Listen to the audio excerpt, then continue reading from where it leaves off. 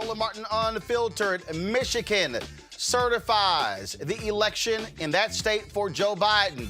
Trump loses again. All of those efforts to get Republicans to stop it, it did not work. Also, he loses in the Pennsylvania Supreme Court. That is, the loser.com loses again and again and again. Trump, pack your bags. Your ass is out of the White House. The Georgia Board of Elections, they are trying to sneak through a new rule that could block new registrations ahead of the Senate runoff by saying you need to own a car.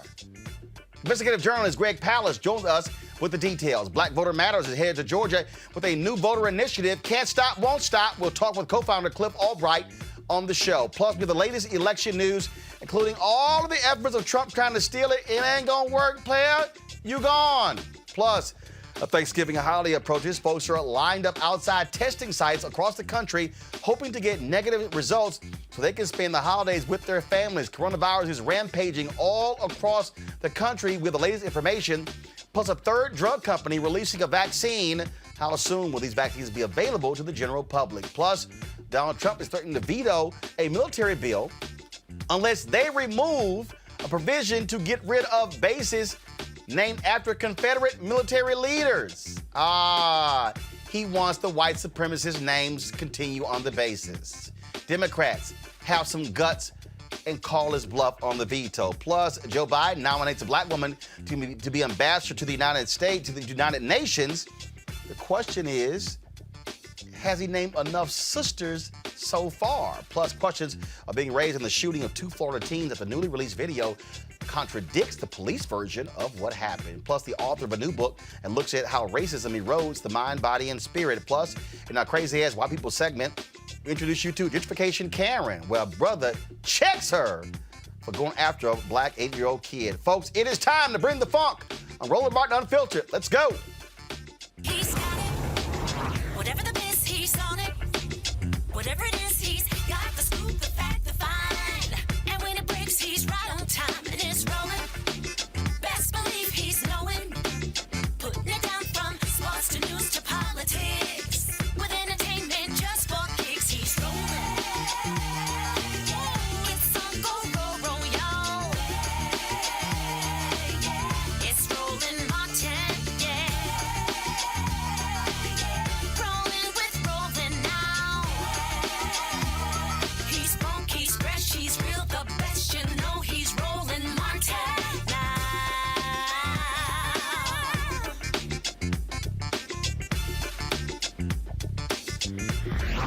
Martin.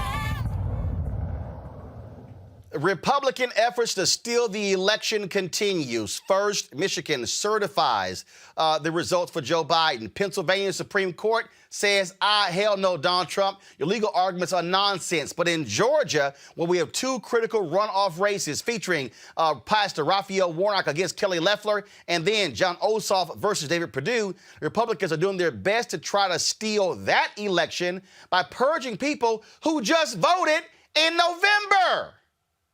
Yeah, that's actually happening before us. Already, 750,000 absentee ballots have been requested in Georgia. Let's get right to this thing with investigative journalist Greg Pallas. Greg, the latest effort. So explain to people what's going on now, how Republicans are trying to first purge people. We are seeing the reports who just voted. I mean, 3 weeks ago, but now they're trying to stop people by saying, oh, you need to have a car registered in Georgia to vote in the runoff? I know, it sounds insane, and I hope the wonderful Cliff Albright, I do work with Black Voters Matter Fund in Georgia.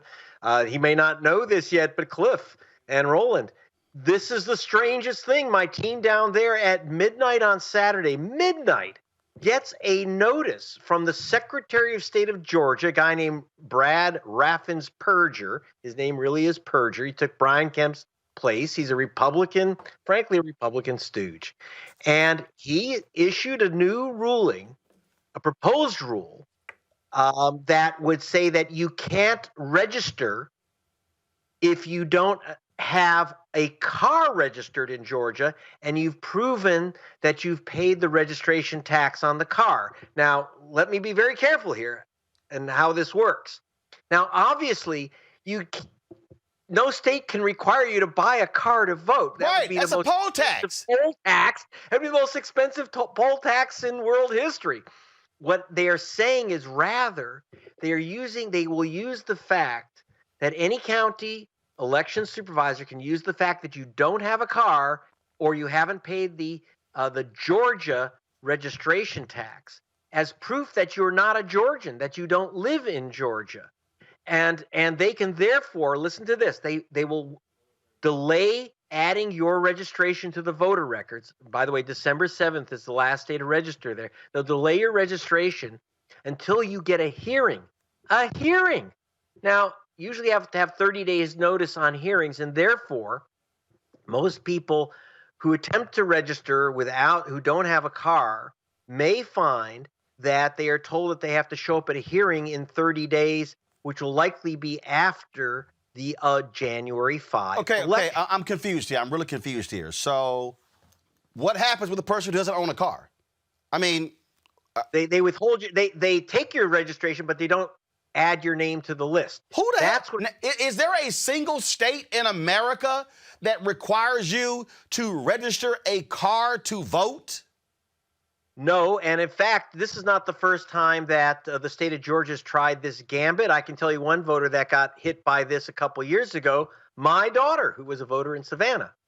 And now understand, it doesn't mean you can't vote.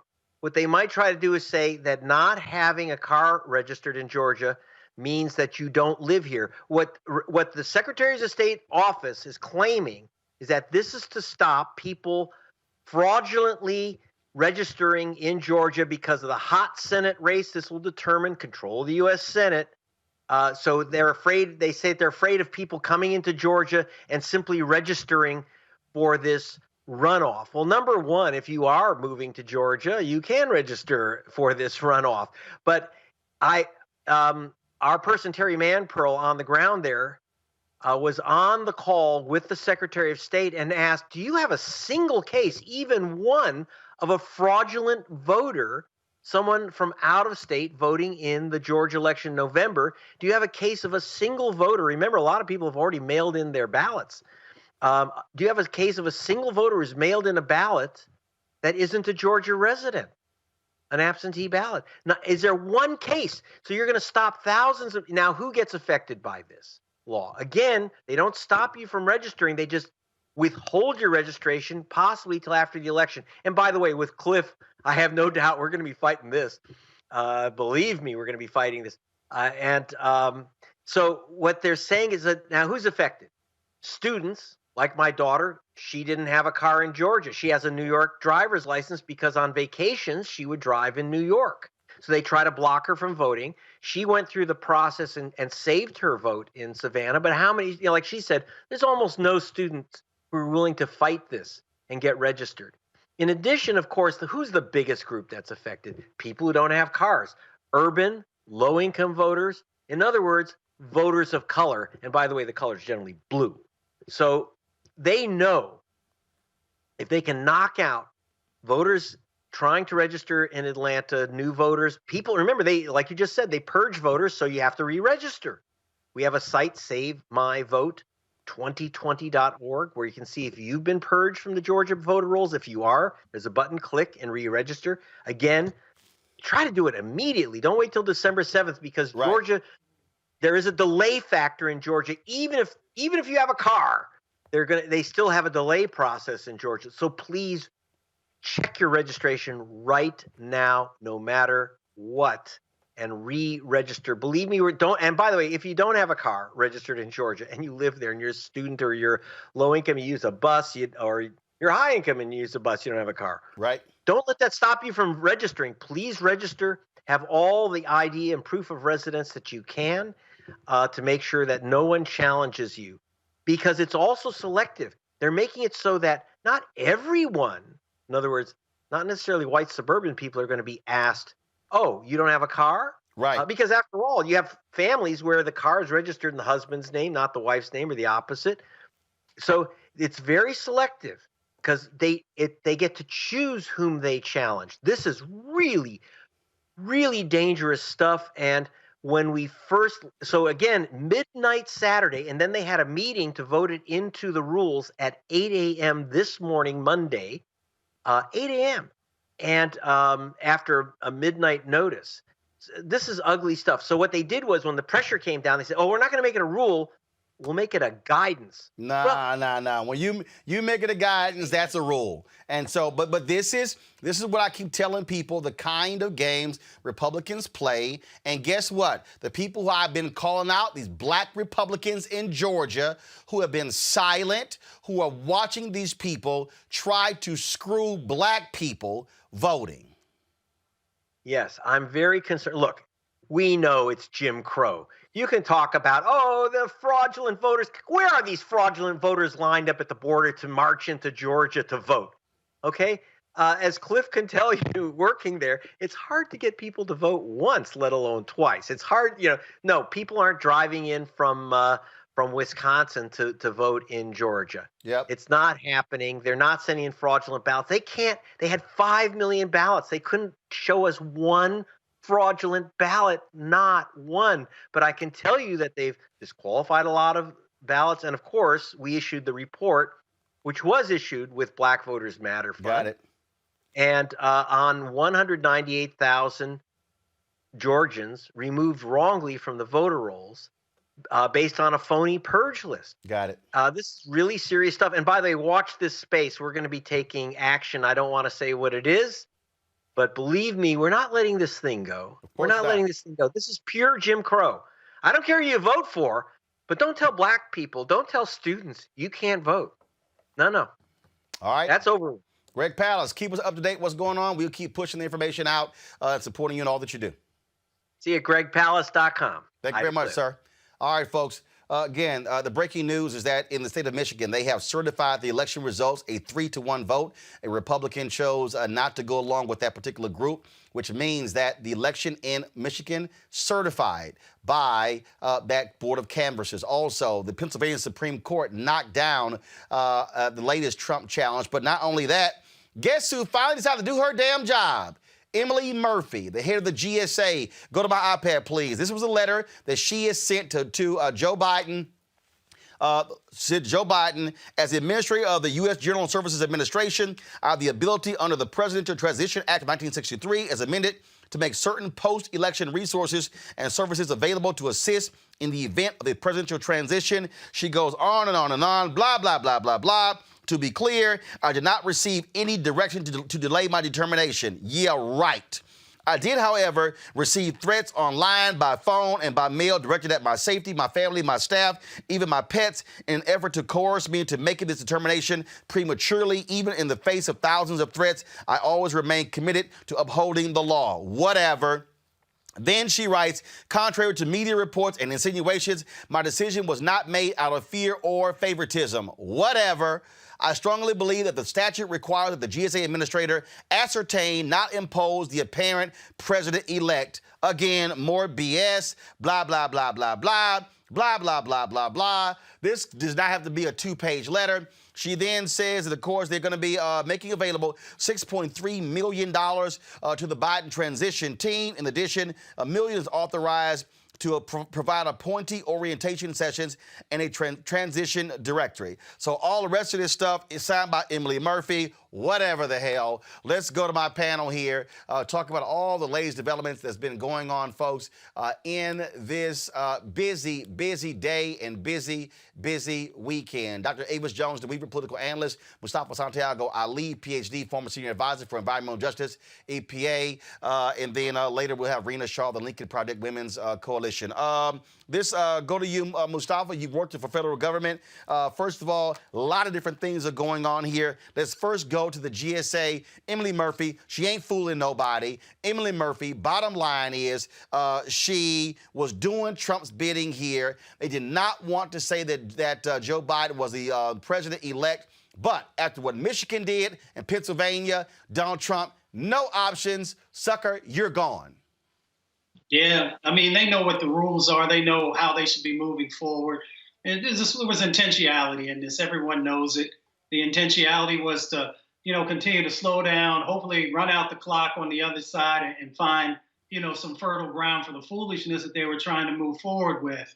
And, in all the administrations that I worked in, both Democrat and Republican, there was always a peaceful and respectful transition of power, understanding, how difficult it is, all these issues that folks are focusing on, and to make sure that the new incoming administration has the information so that they can, hit the ground running, if you will.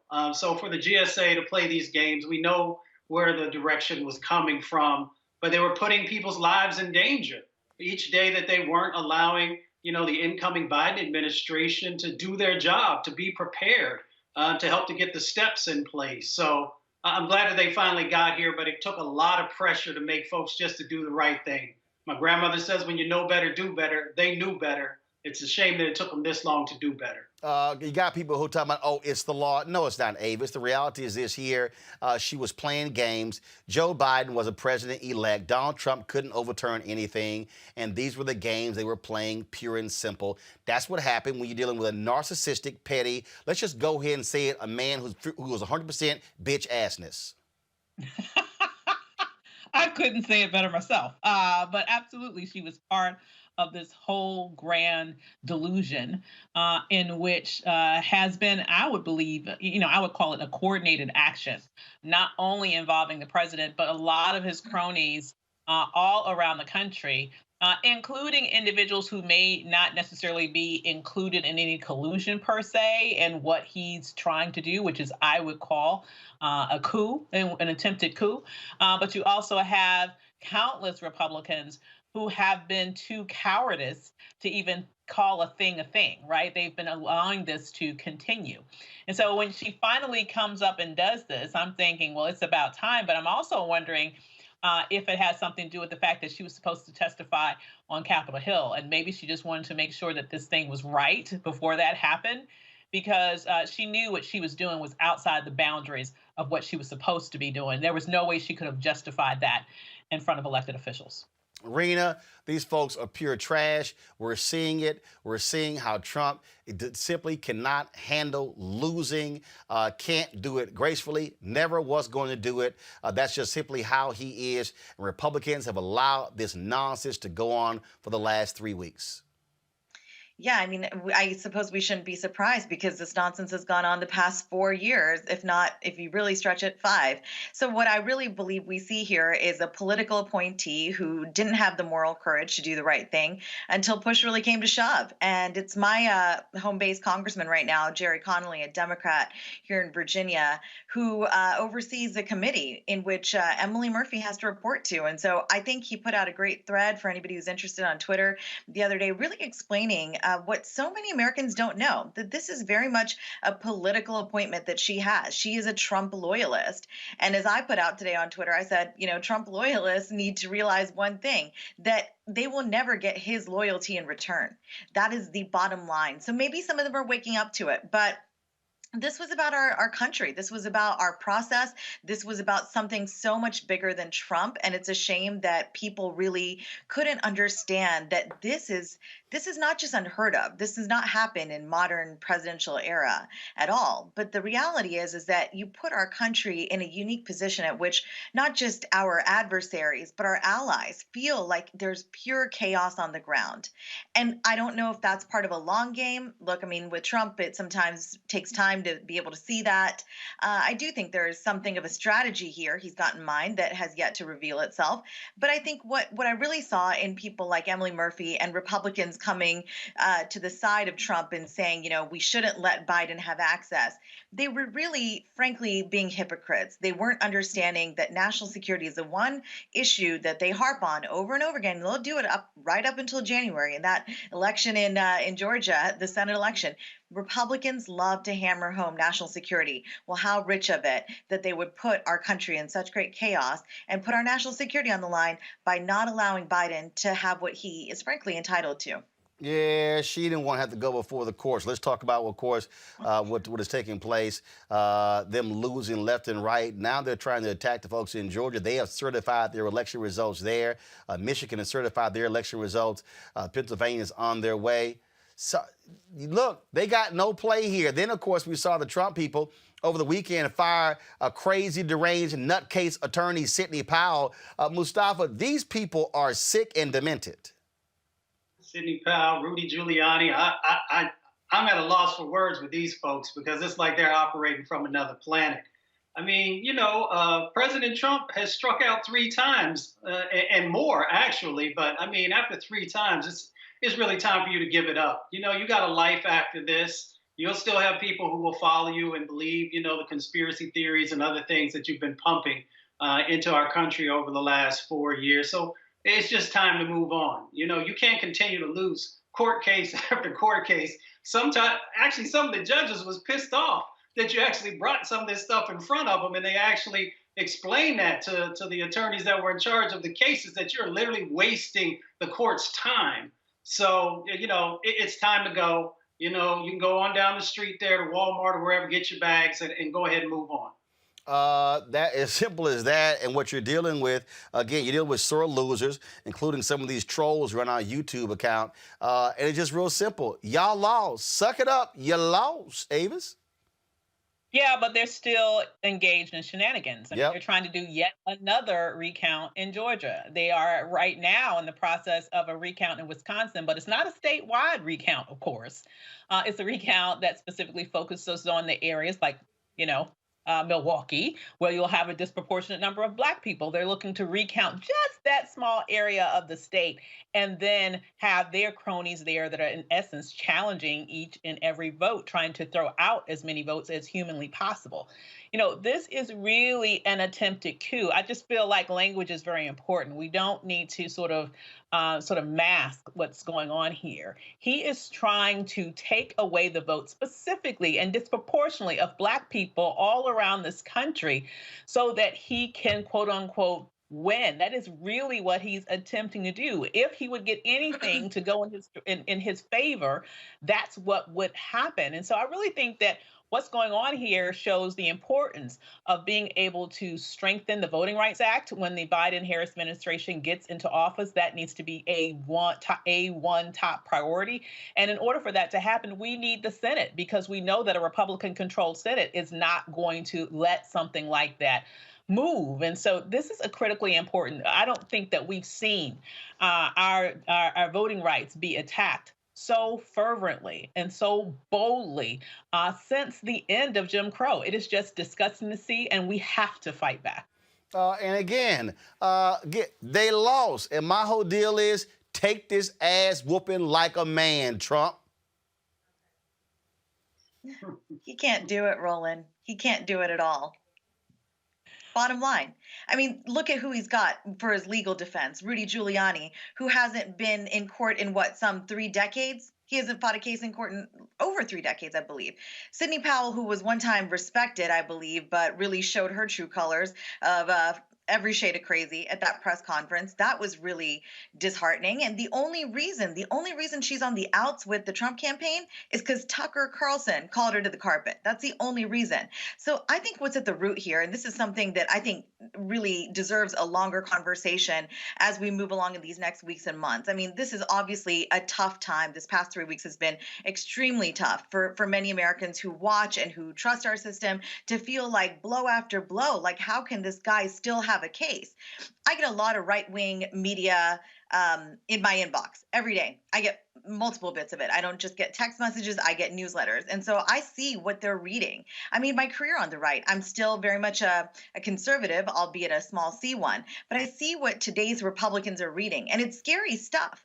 These newsletters are more like, really Reddit threads. It's stuff like Alan Dershowitz says that Trump still has 3 pathways outlined in the Constitution to I don't give a damn what Alan Dershowitz is a hack who, first of all, take your Jeffrey Epstein loving ass on. I can't. I'm so sick of that punk, who's a Trump lackey as well. Yeah, but these are the people they push forward. As Sidney Powell, Alan Dershowitz, Rudy. These are people who don't have their sense anymore, and they're still revered. They're still in high regard because they've been given a post by Trump to say, "Hey, take this and run." If that doesn't tell the average person how Looney Tunes the whole defense of it is, the fact that he cannot concede, like just truly what is in poor fashion. This is really what it comes down to, is that history books will not treat him kindly. But I see what's happening already. I see this setup. I see how the right-wing media complex is going to play this. They're going to continue to make money off of the clicks that they'll get from the Trump basis supporters saying that Emily Murphy waited until the day that, Michigan said this, and there's still a case out there in Wisconsin, by the way. It's not statewide. Like Ava said, when you read the details, the average person knows there's nothing here. But what they continue to sell to their base is for profit. It's this fake narrative that there's been an election that's stolen, and it's black and brown people that are in the way, and they are the people who are trying to subvert the will of real Americans who love freedom and liberty like you and me. That's the message I get every day. Oh, absolutely. Look, lots more of it. The right-wing media apparatus, Newsmax, OANN, all of these sites, they are going to be pushing this conspiracy stuff for the next 4 years. That's why I need y'all folks to understand why this show matters, why you got to support what we do, because let me be clear, we are going to counter their lies every single step of the way. We're going to be a thorn in their side. We're going to give them hell. When they lie, we're going to call it out. That's why every single time one of these black Republicans comes on this show and they start lying, I shut them down. I love it when they say, "Why you always interrupt Republicans?" I didn't interrupt Rena because she wasn't lying.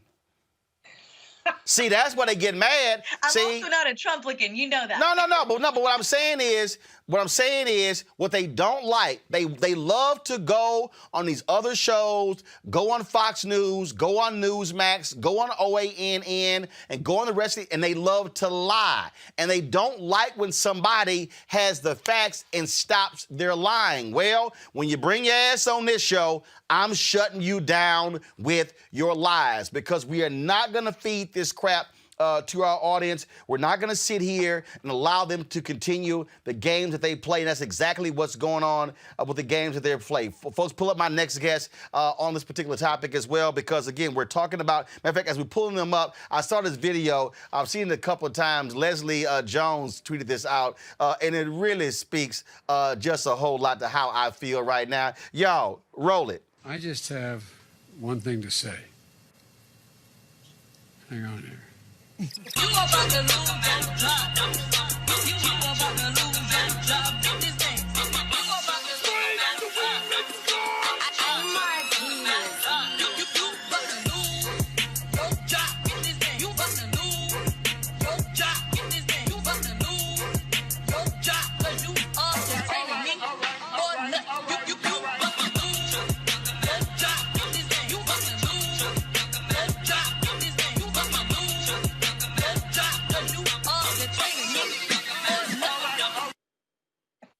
Video. Kristen Clark, Lawrence Committee for Civil Rights Under Law. She joins us right now.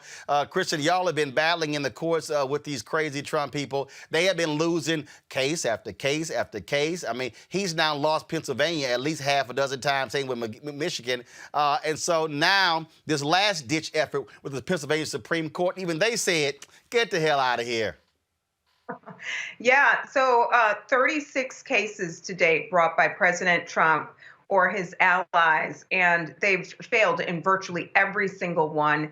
One or two cases may have resulted in the discounting of a couple hundred ballots, but this game is just about over. Here's what's happened. The GSA is providing transition support to the administration. Here's what's happening. Michigan has, the State Board of Canvassers has now certified the election results. We prevailed in Pennsylvania over the weekend, and they're making a desperate attempt by asking the Third Circuit, the appellate court, to block certification of results in Pennsylvania, which I think is highly unlikely given how poorly this case was pled and handled. No evidence whatsoever to support the relief that President Trump was seeking here, which was the rejection of millions of ballots. And, it's interesting. I just got, Roland, a few minutes ago, a copy of the temporary restraining order. They're moving for emergency relief from the Third Circuit. Giuliani doesn't appear on the papers. President Trump literally put forth his lawyer, Rudolph Giuliani, in court last week, parading around and making arguments for the first time in a courtroom for decades, and his name doesn't show up on the pleading offered this evening. It's been a sham from the beginning, and I do think that the door is closing in, and we're moving closer and closer to the point of putting the nail on the coffin of this fiasco. Well, and the things, Christian, that's a trip here is when you look at the nonsense that they're involved in, they won't go to court and lie. So they lie in news conferences because they know exactly what's going to happen in court when they lie before a judge. Exactly. I mean, the judge in Pennsylvania is a Federalist Society member, right? I just want to underscore that. This case was so ridiculous. No evidence, no proof, no evidence, and asking a federal judge to reject and disenfranchise millions of voters across the Commonwealth of Pennsylvania.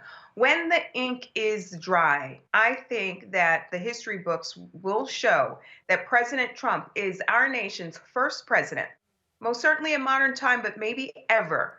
But this is the first president to literally use the White House to launch a mass disenfranchisement scheme after an election. I can't think of another president in our nation's history who has taken such an extraordinary effort to disenfranchise not just Americans, but Black Americans and voters of color in particular.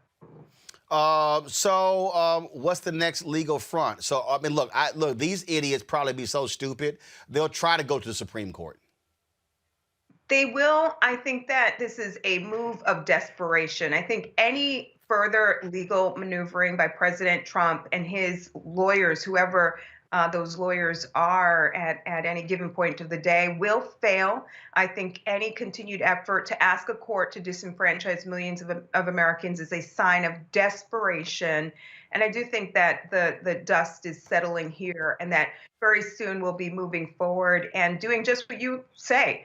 Giving them hell and really doing the hard work to restore and rebuild a country that has just been decimated over the past 4 years by an administration that has rolled back civil rights and suppressed voting rights at every turn. We've got a lot of hard work to do in the road ahead.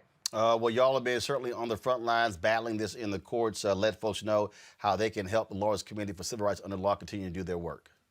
I appreciate that, Roland. Yeah, we've gotten involved in at least 10 of the 36 cases that have been filed, and we're doing this to stand up for Black voters.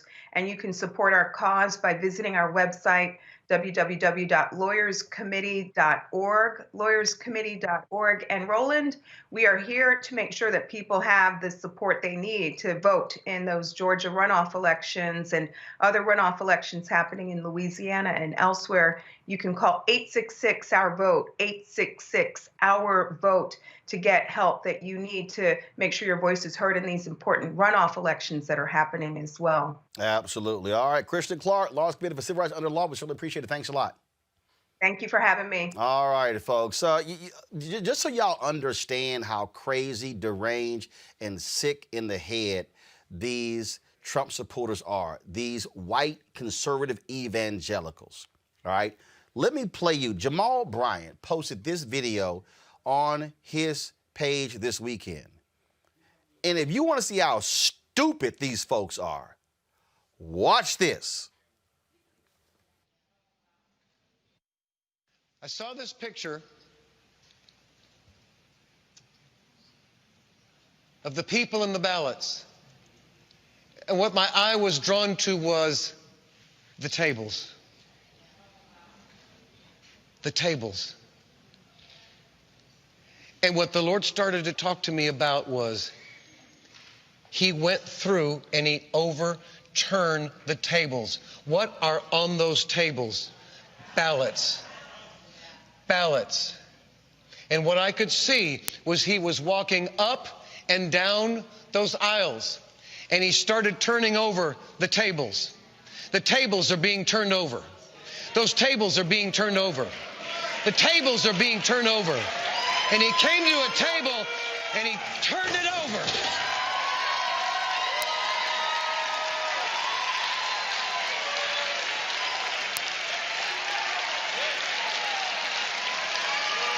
Glory to the Lord.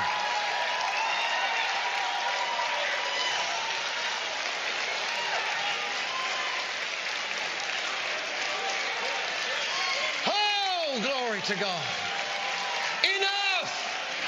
Enough!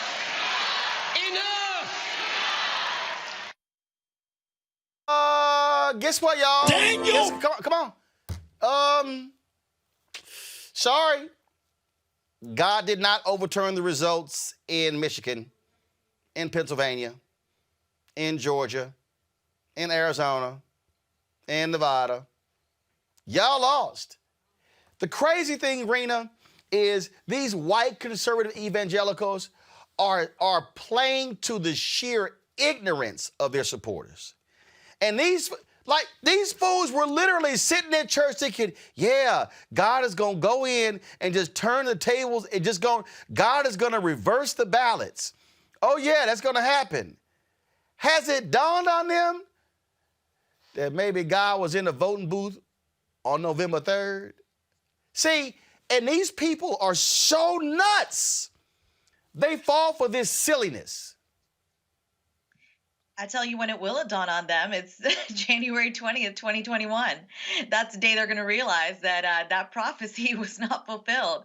And look, nothing surprises me anymore. I think 5 years of fighting up against this orange person in the White House. I mean, he's a ridiculous man. The supporters that defend him to this moment, I hear the most nonsensical, illogical arguments for why he deserved a second term. Nothing that makes sense. Nothing at all. Nothing rooted in sort of, okay, well, look, it was purely the economy, and that's what I'm voting about. It's truly a lot of the chosen one type of language. And that's the only way you can square it all up. How else did evangelicals get comfortable with voting for a man who's now on his third marriage, has kids by 3 different women, 2 of them immigrants? I mean, if this was somebody with melanin in their skin, they would be absolutely eviscerated. The fact that they have defended this guy, it's because they believe him to be the chosen one. And so therefore we should not really be that surprised that it's made it this far with pastors screaming these type of, honestly, obscenities. I mean, that is ridiculous to look at just a little bit of video footage there, but people have consumed themselves in this stuff. They've had to hang on to something for 4 years. And another something that I have heard very reasonable Republicans, and I've been on this show in the past talking about the factions of Republicans in the past, Mid-Atlantic, Southern, Western, they all used to be very distinct once upon a time, not in the era of Trump. I've heard white, very, very wealthy Republicans, longtime, very moderate types, say to me, Biden crime family. They use those words. It is as if they're told, I mean, it's shocking. I have to grip myself for a second because it's as if they're told that all Democrats are criminals and they're all coming to loot the country by taking over the Oval Office. Well, hey, that's what your guy just did for the past 4 years. How did you miss it? I don't know. Looks like, Avis, this video from Paula White didn't work.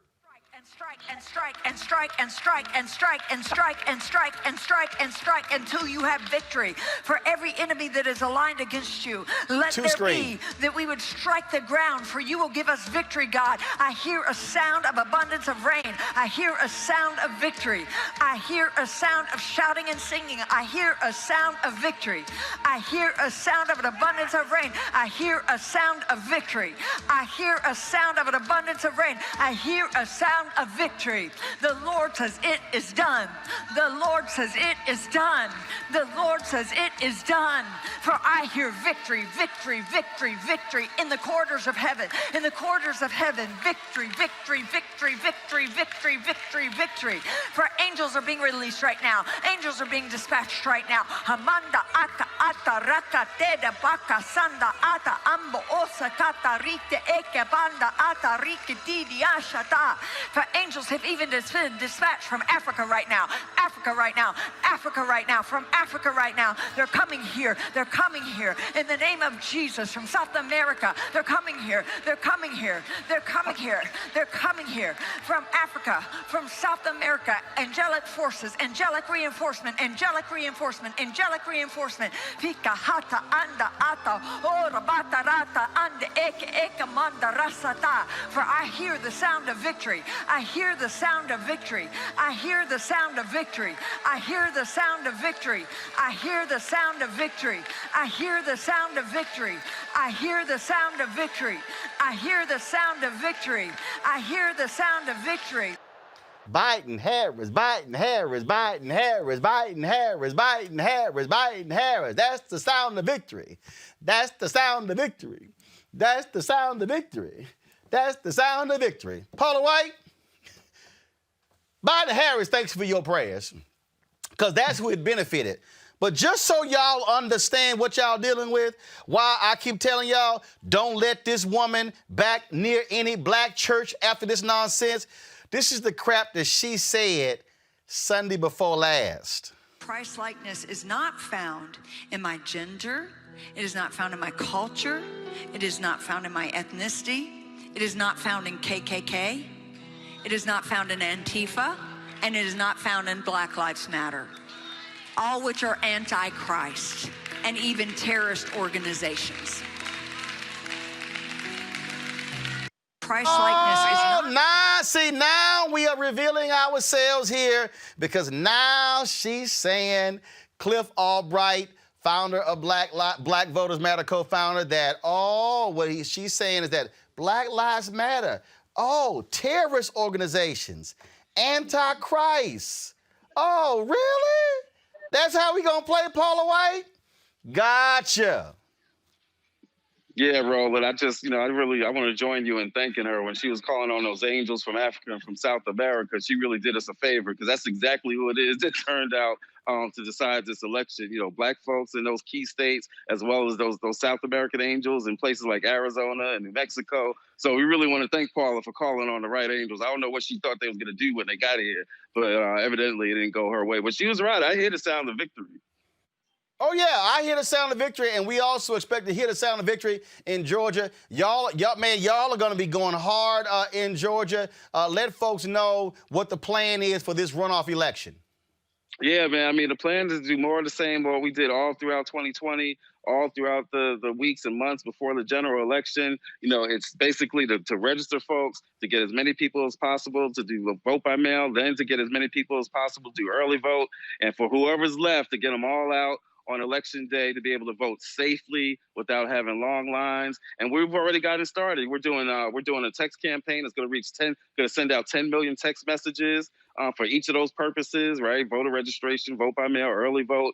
We're doing programs right now. In fact, right now we're in Valdosta. We just left a food distribution, a holiday food box giveaway that we did in Albany, Georgia. Gave away 425 food boxes.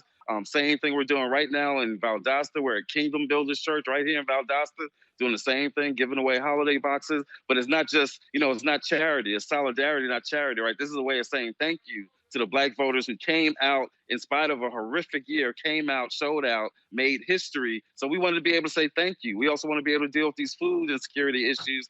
And in the process, we're registering folks. We're giving folks the links to be able to do their vote by mail, ballot requests, all of that going on at these events. So like we always say, and as you always know, it's a party with a purpose.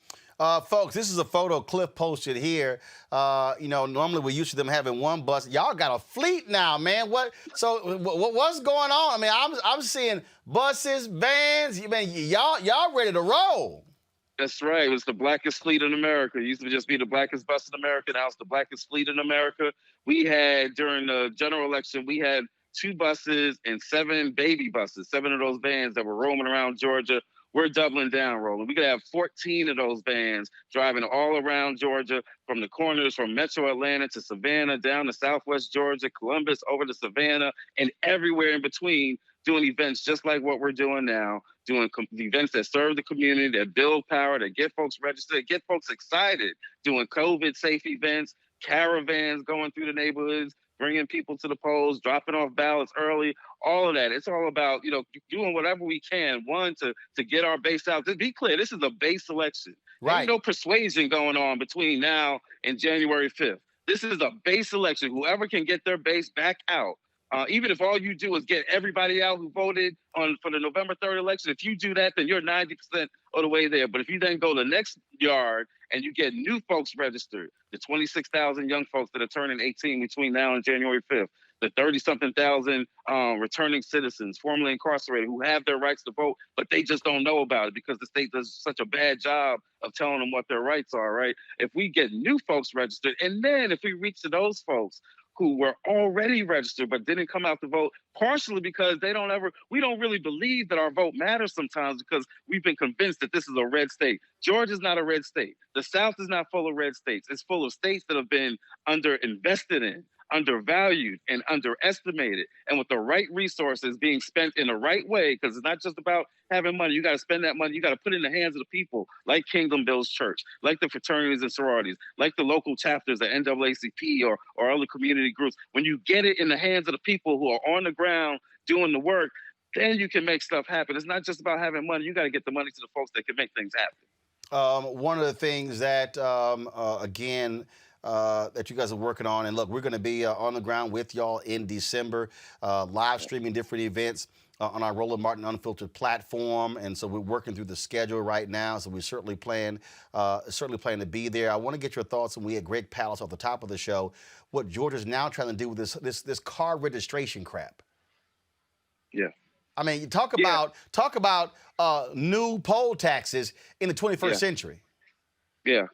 I mean, Georgia's pulling. Look, we know that Georgia's been the epicenter of voter suppression for at least a few years, definitely in 2018, and even this year. Because the fact of the matter is, this election should not have even been as close. We have a victory here, and it's glad that they did the whole little, the audit and nothing changed, and you got this vote tally, whatever, this vote margin for Biden. But the fact of the matter is, this should not have even been a close election. There were 300,000 voters purged last year, 200,000 of which never should have been purged because they, in fact, had not changed their address, right? And so this shouldn't even have been a close election. So if all that we know they've done in the past, imagine what they're about to do over the next 6 weeks when they're desperate, Roland, to hold on to these 2 seats. Georgia shocked the country this past November. We're about to shock the country again in January. All right, Cliff Albright, co-founder of Black Voters Matter, man. We'll be with y'all every step of the way. We certainly appreciate it. Thanks a lot. Thank you, Roland. We're seeing just sort of the madness here. I want to go back to my panel here, and I want to talk to them about, Avis, I want to start with you, that Paula White clip. For her to sit here and actually say Black Voters Matter is a terrorist organization, anti-Christ, that shows you how sick and demented these people are, trying to put Black Voters Matter in the same breath as Antifa and the KKK. Well, yeah, let me just say as the KKK, because the Antifa also should not have been categorized in conjunction with the KKK. The KKK is a terrorist organization that have murdered people in this country for decades and continues to try to do so. And so to connect that with an anti-fascist organization that's trying to defend people who are being attacked by people like the KKK, and Black Lives Matter, which is clearly a peaceful organization, just shows you one of the horrible sort of trends of white supremacy is they try to hide their evilness by projecting their evilness against organizations that are seeking to defend or provide rights for those who are being oppressed. That's an old game. They've done it for years. But the thing that you alluded to, something that really annoys me more than anything about Paula White. How many millions of dollars has she been able to extract from the Black community with her shenanigans? How much? And I want Black people to really start judging these people who they are giving their money to because they want to wrap themselves in a cloth of religion, when clearly all she's looking to do is oppress you. I mean, really. When she was talking about striking, she's lucky she wasn't struck straight to hell for all that she has done and all that she continues to do under this cloak of religion. So I'm hoping that whoever has supported her in the past in our community, I'm hoping that you have awoken from your trance. And I hope that you see her now for who she is and not give her one more thin dime of your money, period. She's a charlatan.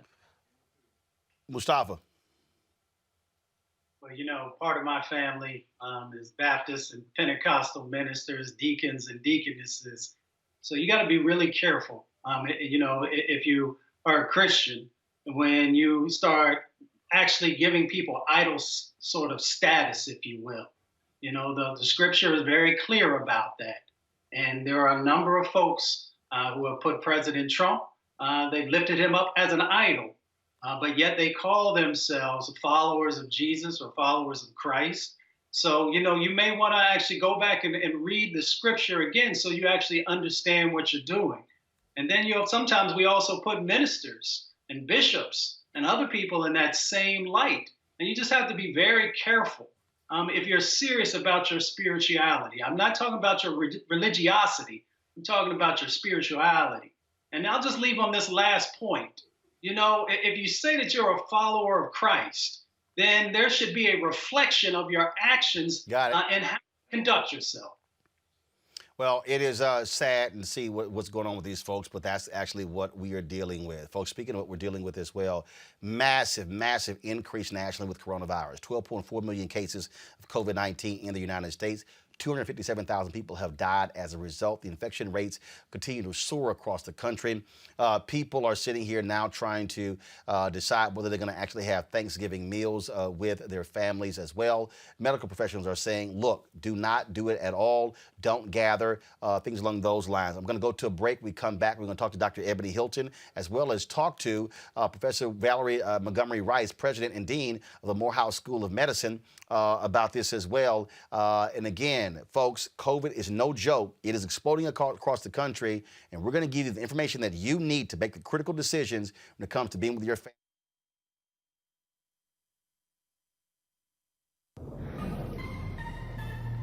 So because of friendships like yours, that's what made me figure out that, my vote did matter and that it was important for me to vote and get out there, even if I wasn't doing everything, perfectly, just trying and then learning from the mistakes, whatever mistakes that I made, and trying again and getting better the next time that I went out to vote or to speak about something, political. That's the start. That's the way that we do it, because we can't go back and undo, I can't go back in time and make myself be at the polls when I wasn't. So that's where the civic piece comes in. But I can start now. And that's what, I started when I started. And now I'm a part of more, political drives to get other people to vote. I'm not the world's smartest when it comes to politics. I'm the first to admit that. I'm not even the second or third. But I'm trying, and I think that's really the message here, Get out and vote because it does matter. Your vote absolutely matters. Hey everybody, it's your man, Fred Hammond. Hi, my name is Brescia Webb, and you're watching Roland Martin Unfiltered. Ow. Well, I like a nice filter usually, but we can be unfiltered.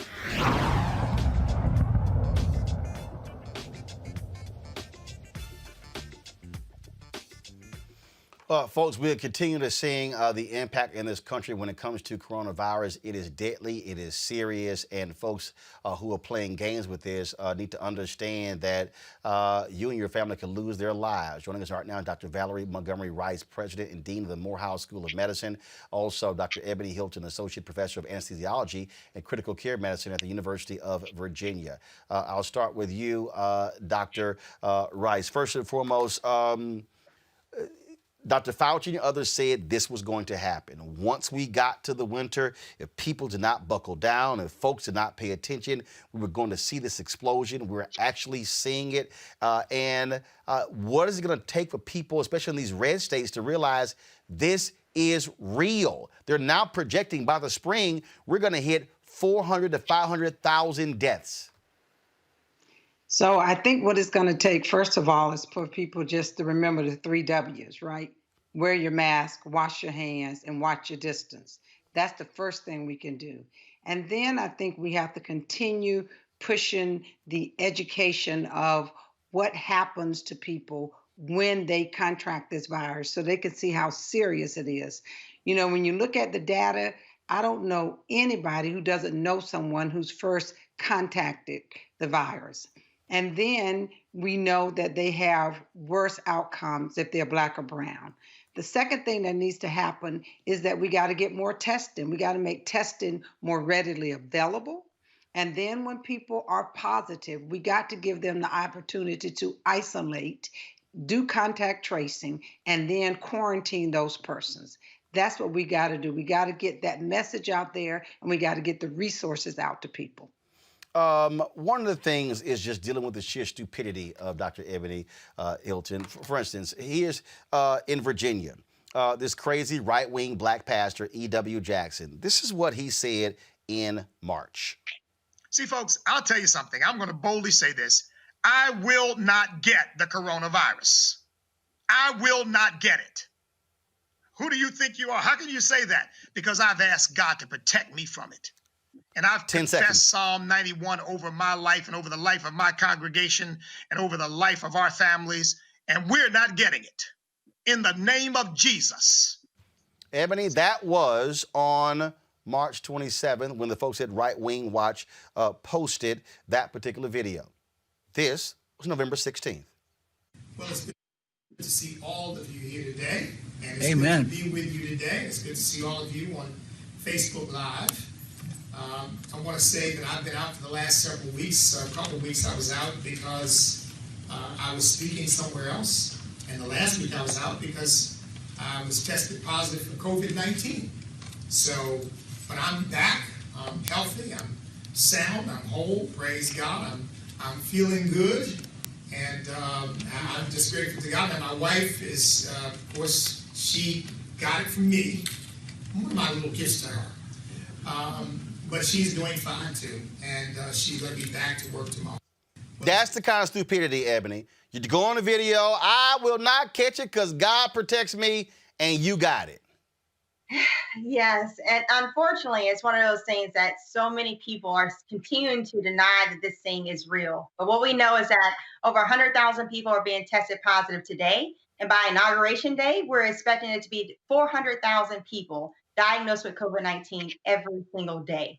This thing has to be taken seriously because it's costing literally hundreds of thousands of lives at this point. This is, and where we are, Dr. Rice, we're sitting here, we're hearing the companies down talk about vaccine, where that comes. But before you even get to that, we still have to deal with the folks who don't want to listen. But here's the other thing. I saw us, and maybe you could help us out here.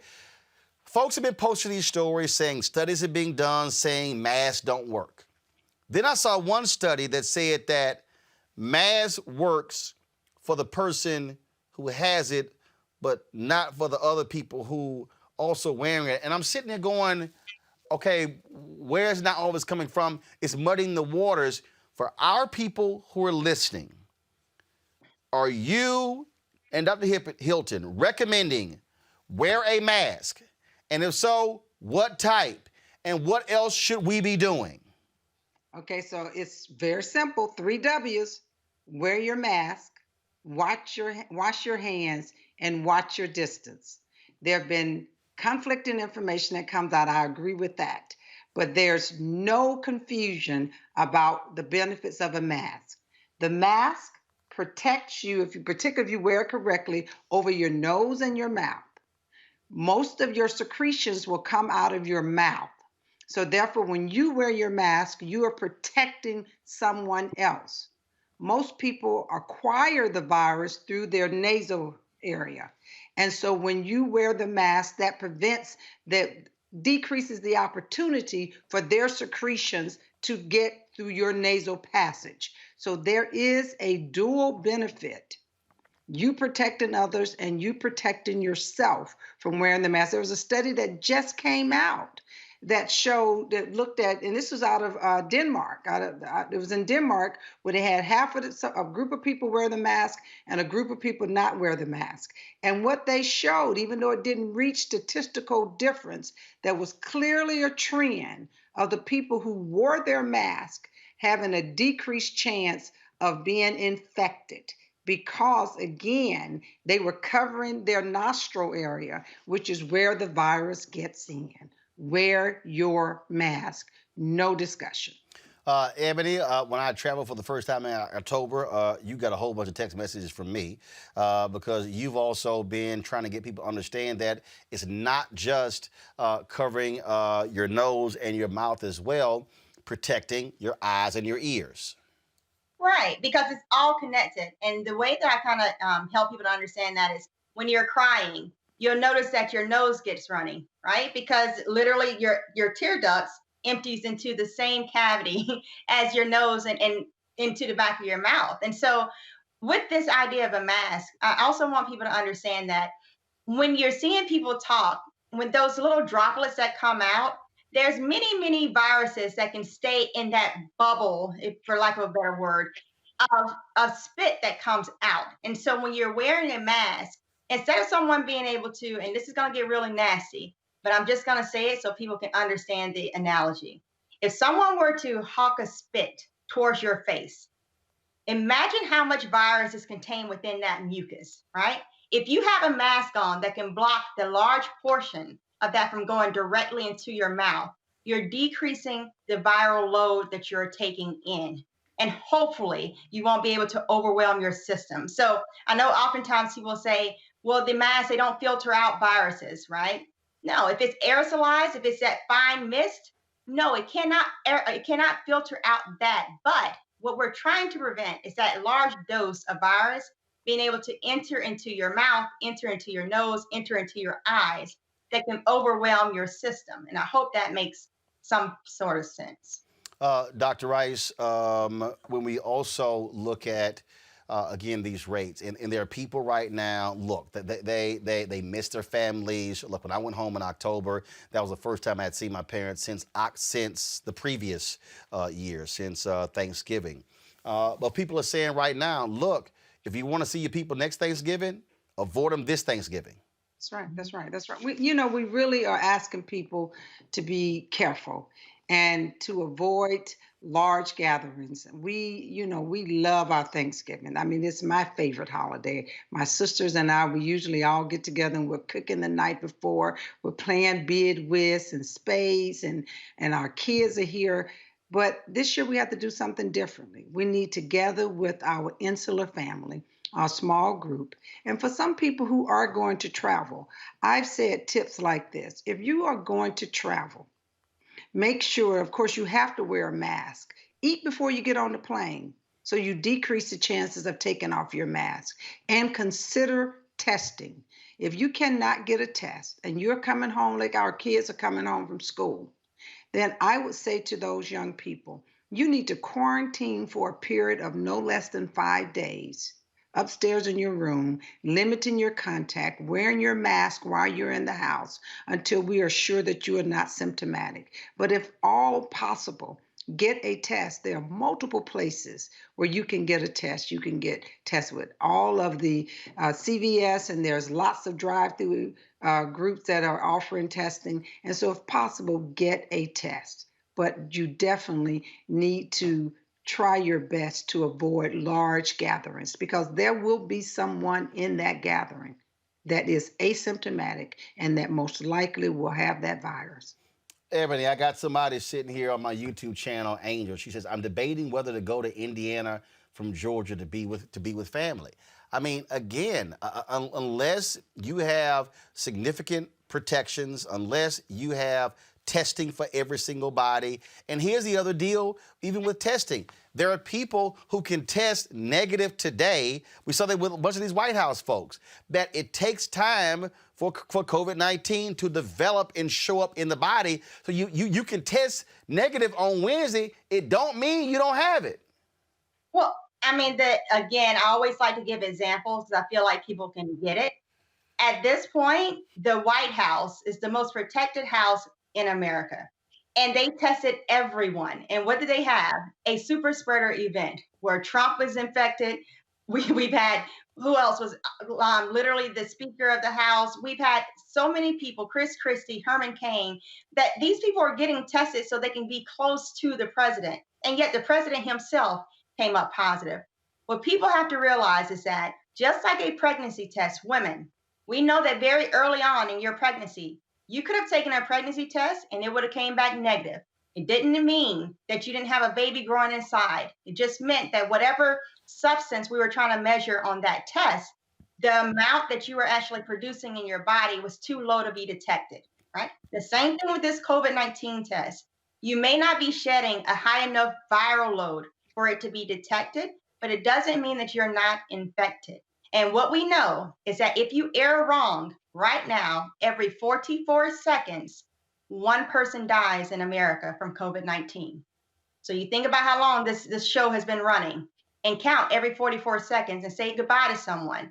And so when you're making that assessment of, is it worth this trip? Think about your family members and recognize the fact that, unfortunately, we're having people taking this into their homes and they're having to say goodbye to their mother, to their father, to their sister, to their brothers. And it's just simply not worth the risk when we can wait and hopefully get to a point of vaccination and herd immunity and other treatment modalities to keep people alive. But right now, people are dying. Final, Dr. Rice, real quick, y'all are working on a PSA campaign, correct? Yes. Yes, mask up, and it should hit out sometime this weekend or I think on Wednesday. But the whole point of it is just to encourage people with the 3 W's: wear your mask, watch your distance, wash your hands, and then just encouraging people to stay the distance. We're running a marathon right now. We really are. And we are going to see the finish line. We have 3 vaccines that have been completed with their phase 3 portion of the study, and 2 of them are over 90% effective. 1 of them is over 70% effective. And so there is a finish line that I can see. Now, it's going to take a lot of logistics and a lot of commitment for us to get people to take this vaccine and to get enough people taking it where we see the efficacy of it, see how effective it is, okay? It's one thing for you to build up immunity. It's another thing for the vaccine to be effective. Enough people have to actually get vaccinated. So we still have a long way to go to get to that finish line, but I can see it. And we just need people to hang in there, continue doing the work that they've been doing, washing their hands, wearing their masks, and watching their distance. And then we're asking the government to ensure that we have enough testing available such that when people are positive, they can isolate, and then we can do contact tracing, and we can quarantine people, and also that people don't lose their livelihood while they are quarantining or isolating to get through this period of being active with the virus. So let me reiterate for everybody who's watching me, those of you who've been asking questions, everybody, the only way for you to be sure is if you're going somewhere, you quarantine for a specified number of days. Get tested. If after that quarantine period you are not positive, but that has to happen with every single family member. It can't be one person out of 12 who does that. And when I was talking to somebody and they were like, well, hey, but you can still go home. I said, guys, the moment I leave my house, so let's say I quarantine at my house here in the DMV. The moment I leave my house and go to the airport and get on the plane and then fly home to Dallas or Houston and then go through that airport, go through the rental car, I'm not going to quarantine on that end. I mean, it's one of those things of, to give examples, right? When we're talking about your risk of infection, when you're on a plane, you have to remember that people are coming from all different areas of the country to coalesce in Chicago or Atlanta, where we have these major hubs of these airports. They're bringing whatever risk of virus with them onto this plane. Now, when you're talking about risk, what does that mean? So there's actually, you can type in COVID tracker risk or your estimated risk of exposure, and they can have different calculations for different counties. And to give you an example, like for instance, in Cass County, Illinois, if you have a group gathering of more than 50 people, you're 99% likely to meet at least one person who has COVID-19. If you gather 15 people in this little space, you're 75% likely to find one person who is going to be COVID-19 positive. So that 15 people, that's basically a family unit. So again, if you're bringing people from all over this country, we just have to realize that risk is relative to wherever they're coming from. And if they're in these hotspot areas, like in North Dakota, where we literally have, I think it's 19 counties, that if you had 15 people gathered, you're at least 75% likely to find one person with COVID-19. If they're coming from those areas, they're bringing that risk with them. So you have to take precautions. And the last point here, Dr. Rice, I remember the news conference where Trump and all these people were up there and they were talking about we're going to see this mass testing taking place in parking lots of Walgreens and CVS's and Walmarts, all the sort of stuff along those lines. And the reality is we still haven't seen it because we have not created a mass testing deal. I'm trying to pull a video up right now. I mean, we're seeing these massive cars. These massive cars lining up in D.C. and New York. And in fact, I saw this video here. This was literally video at the Shanghai airport where they announced they're going to be doing this COVID testing, and they're just trying to push some of these people back. This is what happens when you do not have, again, an orderly process, and that's what we're seeing all across the country. Massive lines at the Dodger Stadium and these other stadiums. It's crazy. You know, one of the things that we have definitely been pushing, we have a COVID-19 collaborative that's been put together by the blackdoctors.org, the National Medical Association, the 4 Historically Black Medical Schools, and the National Urban League. And you may have seen our love letter to Black America that we released today. And that was really saying to Black America that we see you, we hear you, we love you, we're here, we are concerned about the risk associated with the vaccine, and we are in the room helping to make the decisions about the priority of the vaccine distribution and the trials. But we also are talking about resource-aligned testing strategies. And that's one of the things that we have not seen.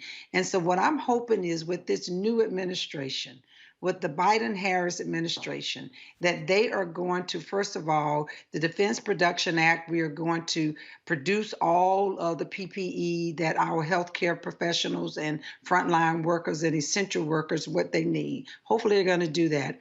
And then the second thing is, and these need to be done concurrently, all of the resources needed for resource-aligned testing strategies, such that a region will have a major site where all of the diagnostic tests can be run, but the specimen can be collected at multiple different places and in the comfort of your own home. At Morehouse School of Medicine, we have been doing self-administered testing now with all of our employees on an average of 7 to 10 days. Everybody does their own test. They do it in their car when they do their symptom checker, and they drop it off in a container as they're getting ready to come into the office with their face mask. Haven't done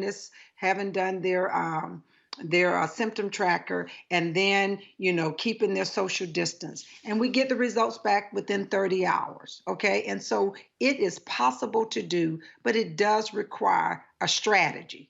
And that's what we haven't seen, and that's what we're looking forward to seeing with this new administration. Well, we certainly appreciate it. Dr. Rice, Dr. Hilton, thank you so very much for your information. And again, we just want our people to be safe. More of us have died per capita, 1 in 1,000 than anybody else. Folks, don't take the chances.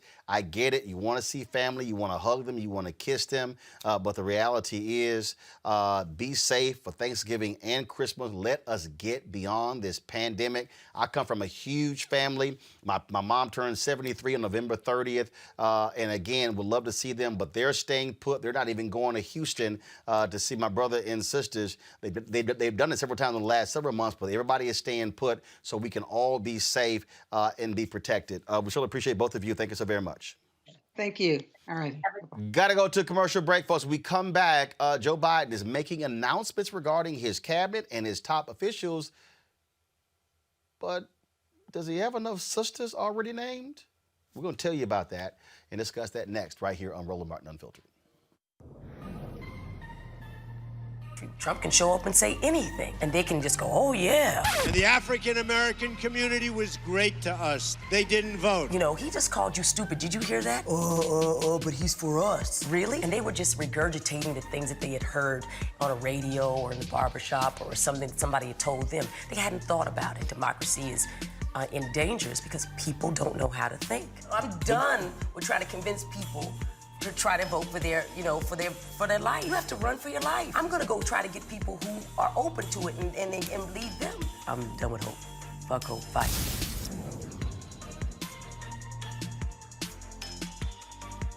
Raphael Warnock grew up in a house full of brothers and sisters. His parents taught him the value of hard work, like me. Like me, he was first in his family to graduate from college and went on to earn a PhD. He thinks insurance companies should not be allowed to discriminate against people with pre-existing conditions, like me. Like me, Reverend Warnock knows that both parties in Washington could use some moral leadership. I'm Raphael Warnock, and I approve this message because it's time we had a senator who put Georgians first, like me. I'm John Ossoff, and the path to recovery is clear. First, we listen to medical experts to control this virus. Then we shore up our economy with stronger support for small businesses and tax relief for working families. And it's time for a historic infrastructure plan to get people back to work and invest in our future. We need leaders who bring us together to get this done. And that's why I approve this message.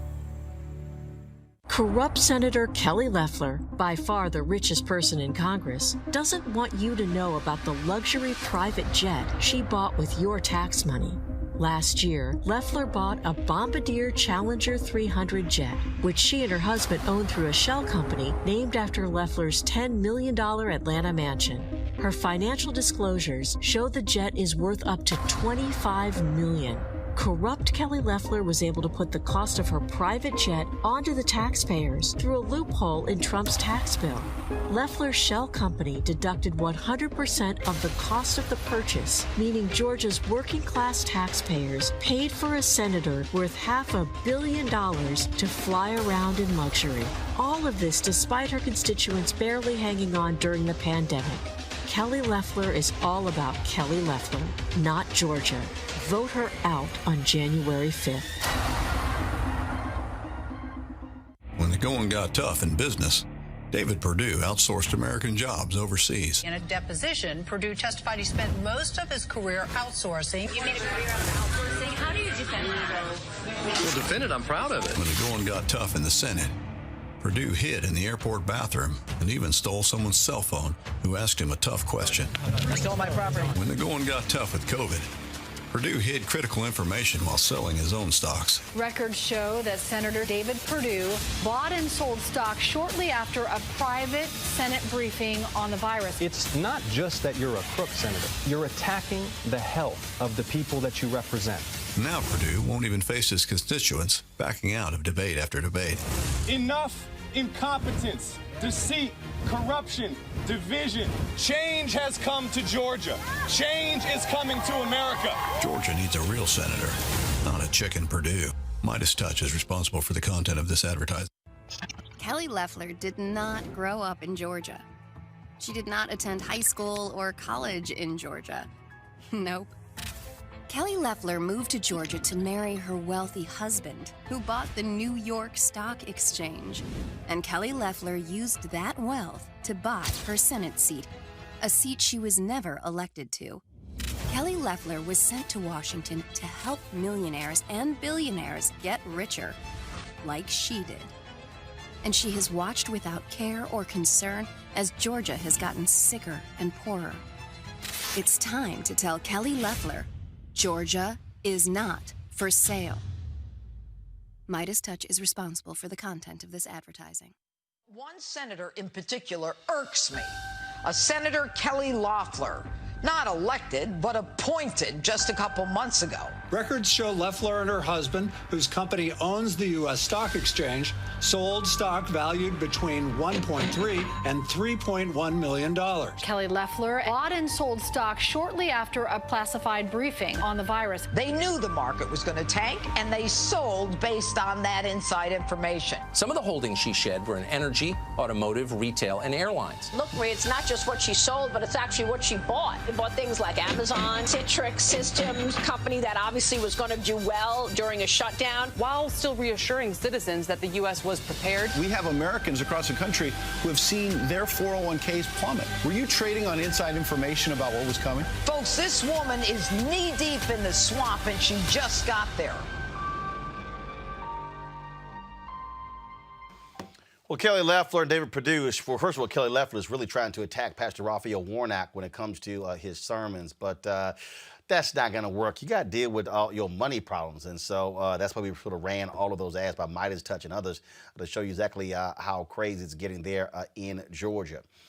Folks, one of the things that we do want to talk about now deals with Biden and what their plans are, and that has to do with various nominations. He's nominated longtime diplomat Linda Thomas Greenfield as U.S. Ambassador to the United Nations. During the Obama administration, Thomas Greenfield served as the Assistant Secretary of State for African Affairs, and from 2008 to 2012, she served as the U.S. Ambassador to Liberia.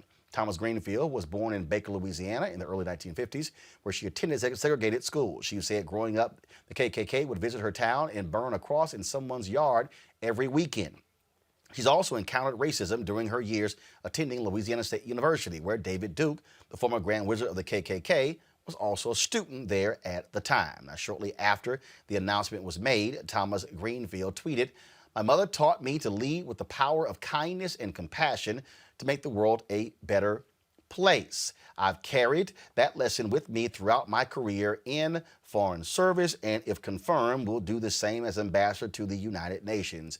Thomas Greenfield is just one of several black women who have either been nominated or appointed to positions within the Biden administration. Now, one of those also will be working in legislative affairs. We're going to show her, get her name or photo in just a second. But the question is, are black women expecting more? Melanie Campbell, she's Executive Director and Chief Executive Officer of the National Coalition on Black Civic Participation, also with the Black Women's Roundtable. Melanie, I've been hearing grumblings from sisters who are not happy so far with this initial rollout from the Biden campaign. Now, cabinet positions are totally separate from staff positions. And when you look at, he made the announcement, Congress Cedric Richmond, Office of Public Engagement. He's named some of his deputy chiefs of staff, his chief of staff, also the folks who are going to be over the legislative affairs, the political office. One sister who's a deputy, but folks are saying, we better see a lot more sisters in this White House. Just your thoughts. We do have that expectation. I would say that I think Cedric Richmond, Congressman Richmond, is definitely someone who has a lived experience. That he brings not just his legislative experience, but he brings lived experience as an African American. I think that's a great choice, as well as Linda Thomas Greenfield, both Louisiana, by the way. So some Southerners. So I think that's a really good thing. But every woman that Black woman I've spoken with, including myself, we do have expectations. We are working to the Black Women's Roundtable to submit recommendations. I know that you have Power Rising and Joint Center for Political Economic Studies, Win with Black Women, and other organizations that are making recommendations to the administration. And so we will continue to do that. And as we know, they made those announcements for these national security positions. There are 15 statutory positions. We do know for sure that we have one vice president in Senator Kamala Harris, who is a part of as well as the cabinet. But yes, we have expectations to see more. One of the folks we're also talking about, go to my iPad, please, Shawanza Goff. She was named Deputy Director of the White House Office of Legislative Affairs. She, of course, served as the floor director for the House under Majority Leader Steny Hoyer. She was the first black woman to hold that position. She determined which bills came to the House floor, also set the legislative schedule, and helped craft the overall House Democratic agenda. She is from Virginia, is a graduate of the University of Tennessee and American University. And again, that's one of those positions as well that folks are looking at. But again, look, when you start talking about deputies, folks are like, okay, we get that. But again, what I'm hearing from sisters is that, hey, we want to see people who are running departments. And so we're going to be waiting to hear. Right. I think, really looking for cabinet positions. We know, at least understanding, following it, I'm not in the room. I'm not in the transition team room, Biden-Harris transition team, but just our understanding of the Congresswoman Marsha Fudge is a name that's been floating around to be the Secretary of Agriculture. I participated in a letter that we did submit to the Biden-Harris with a recommendation from 24 primarily Black women-led organizations collectively, but also individually organizations are submitting those names. So the key is to we know what Black women did, we know the role we played, and so we are stepping boldly into asking for what we want. Not make Vice President-elect do anything, but I think he recognizes that the Black community, Black women and Black men, helped get him in there, but he knows that Black women gave 90% of our vote, and we were clear about we want to see ourselves in this administration. We have the VP elect for sure, and also there are several other positions that I believe that we should see more. And many Black women that I know that I work with through the Black Women's Roundtable and other organizations have those expectations. So the process has started. It's not over, and we're going to continue to engage. As I stated before, many of our organizations are putting in recommendations, and so we have high expectations to see more. And the thing here is because this is what we are going to be looking for here, Melanie. We're looking to see African Americans all throughout the administration, and so what people have to understand is that you have what I call really three levels. You have cabinet positions. And yes, what you saw, national security apparatus, we get that, Secretary of State, United Nations, those positions. Then you get your cabinet position, but then you get to your staff positions that are actually within the White House. So John Kerry was named, the czar when it comes to climate. When you talk about who heads the personnel office, who heads the Office of Management and Budget, there's an African-American male who's rumored to get that, who head White House Council of Economic Advisors. But below that, though, is what we also begin to look at is, when you talk about the cabinets, who's the number two? Who's the chief of staff? Those positions as well, because that's what the reality is, what people don't understand about how the federal government works. The actual power in cabinet positions is really the number two. Because the number two actually really runs the agency. And so we're looking at, what we're looking for is not just a couple of high-profile big positions, but the big positions, the next level, and then that level below and level below. Right. And Roland, there's 4,000 plus positions that need to be filled. This current administration did not bode well for a functioning federal government. There are so many positions they didn't fill, or they put in people temporarily. There is a rebuilding. So when President-elect Biden and Vice President-elect Harris say, build back better, right? There's a whole lot of building back that has to be done. And for someone who, I didn't work in federal government, but I was appointee for, a local mayor, Maynard Jackson, and understand there are so many positions that have to be filled. And if we're talking about for the long term, then those are succession planning opportunities so that folks are in position because they would get the experience. So what I recommend for folks to do, go on that Biden-Harris transition team website, find out what's going on with it, connect with folks and get your see if there's a position that you may be qualified for. There are so many regional offices that are based all across the country. Not all the jobs are in Washington, D.C. They're right there in your local community. The federal government is in your local community. Your Social Security office is in your local community. And so there are a lot of positions. Of course, a lot of those are not necessarily appointee positions, but there are so many jobs. And even those what you call permanent jobs that are in the government were not filled. So there's a lot of opportunity, I believe, in the federal government, and folks should look at that as a public service opportunity and employment opportunity. All right, then, Melody Campbell, we certainly appreciate it. Thanks a lot.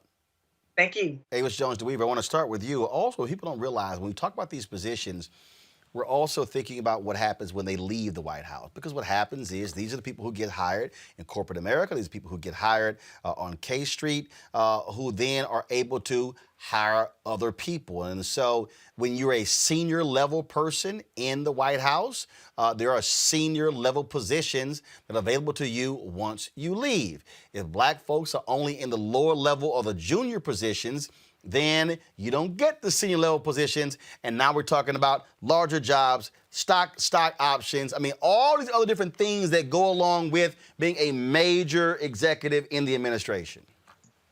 Absolutely. So, what happens with where you are in the White House, you're exactly right, not only impacts what you can do to make sure that the focus is encompassing the concerns of our community, which is very important. But as you mentioned, there are sort of reverberating effects that happens in terms of the power that you have access to once that particular administration is over. And so when we don't find Black people in leadership in administrations, then it has these reverberating effects such that after that administration is over, the spoils and others don't include us, and therefore can't trickle down to more of us. It is a sad thing. I feel like Issa Rae. I'm rooting for everybody Black, okay? We need to have more Black people that are appointed specifically at cabinet level positions, number one, and also throughout this administration in senior level positions so that we can make sure that we are seen on issues that impact our community, which quite frankly is every issue, and our specific slant is considered, but also such that those people have futures coming out of that administration, because even the best case scenario, they'll just be there 8 years, right? That could have major impacts on the rest of the community. Mustafa, I love these idiots who love commenting, such as Stefan Boykin on YouTube. So let me get this straight. Does being a Black woman or Black in general the only qualifier for the best nominee for these positions? Just food for thought. But you don't say that about the white folks who have been appointed. See, Mustafa, here's the deal. The reason we talk about this here, because the reason we don't use a dumbass qualifier qualified is because we already assume the people who are being considered are qualified. So it's stupid, Stefan, to say, well, how do you know they're actually being qualified? Because if you ain't qualified, you're not on the list. This ain't the Trump folk who were picked for positions. This is a different administration picking people. So we automatically assume those who are being considered are qualified. But whenever white folks are being named, no one brings up qualified as part of the conversation. Oh, without a doubt. They always try and throw these additional hurdles on people. I've seen it for decades now. And there's a strong vetting process. So as was shared, 4,000 political appointees, 1,200 of them actually have to go through Senate confirmation, depending on what the job is. And folks are all qualified. The problem has always been that even though Black folks were qualified, they weren't getting the opportunities. And if they did get those opportunities, our policy would look markedly different than it has over the years, because you have someone who has both that book knowledge, but they also understand the impacts that are happening on the ground. And our government is supposed to be representative of the people. And what that means is that it actually has to really support, it really has to understand, it has to be able to move those resources to the places in a way that actually matter. And I'll just leave on this last point. You know, when you have one of these positions, in some instances, you are in charge of millions of dollars, sometimes billions of dollars. So we can make sure that those resources, those tax dollars, are actually finally making it to the communities that need them the most, and also that they're actually being formulated in a way that actually is transformative if we truly embrace, you know, all these various folks that have so many amazing skills. And Rena, look, as Mustafa said, this is power. This is in control of billions of dollars in federal resources. And so who sits in those positions also helps determine regulations. It helps determine lots of different things. And so it matters who sits in these positions. Yeah, and our country is what it is today because of the people that have sat in the positions before now. Anything we are experiencing now from the federal government, whatever we feel isn't addressed properly, look at the people making the decisions. And this is why back in 2017, I set out and I created an organization to help support more women run for political office as well as be considered for political appointments. And that was really in line with what I've been seeing to be a problem ever since I left Capitol Hill back in 2011, is that there are just not enough people in the ranks of U.S. government, whether you're looking even in the state houses, state to state. You see such a dearth of truly a reflective democracy. We don't have that, and we need it in the positions of power. And so people often think it's the member of Congress that makes the decisions, but like you said earlier, it's the number twos often in the offices. And so when I learned recently of an organization called Inclusive America, it's a nonprofit organization. I had a call with their founder. He told me, he said, I was there in the executive branch, and he was there during Obama's time. He said, I looked around and I looked at the people making the decisions, and these are older white men largely. And this is a white man telling me this. And so he helped start this organization really on that pledge for diversity bent. And that is a really important thing. When people who are not people of color, not part of the BIPOC community, really can see that and start to be allies, that's what we need. Because right now, one really alarming stat I learned from them is that only 17.4% of senior ranked executive positions in our government are staffed by minorities. There you go. Now, that tells you everything you need to know. And it's perfect. It's a layup for your argument earlier. The government should reflect the American people at senior levels, not just junior or mid-level ones. We need them in senior roles. And so part of the work, I think, of these great nonprofit organizations across the country that are sort of waking and taking the call on really what needs to change for our government to really look more like the country and perhaps avoid what we saw these past few years. I was really encouraged when I saw Biden's list of first unveiling of people he was nominating to be part of his administration, and I didn't see a single last name Biden. I mean, that's such a change already, but that should not be the bar. That is too low of a bar. We need to swing the pendulum back, and I fully believe this administration will really answer that call, because look at what they did with their COVID task force already. The co-chair there is a brilliant doctor, Nunez Matthews, I believe is her name, and just incredible appointments already. So we should feel encouraged. And yes, we always want the most qualified person, but look, if they're on the short list, let's advocate for them. Folks, one of his final acts as president, Donald Trump is threatening to veto legislation to fund the military unless a widely supported bipartisan provision to rename military bases honoring Confederate military leaders is removed. Trump has said he will not back down and will veto the annual National Defense Authorization Act if the amendment to rename the base isn't removed. This legislation has been agreed on by both Democrats and Republicans in both the House and the Senate. Although some Republicans are now shifting their positions to align with Trump, Democrats are refusing to budge on the agreed-to provision. If the legislation isn't passed by January 3rd, Congress will have to start from scratch. To me, Ava, this is a no-brainer. You tell Trump, kiss my ass, go to hell. If you want to veto it, fine. Override his veto. And if any of your punk-ass Republicans act like they want to go along with him, expose them too. Absolutely. You know, I think it looks like he's doing everything possible to piss off the military. I mean, okay, this is somebody who has piss off black people. And piss off black people. But look, he's looking to hold funding from the military.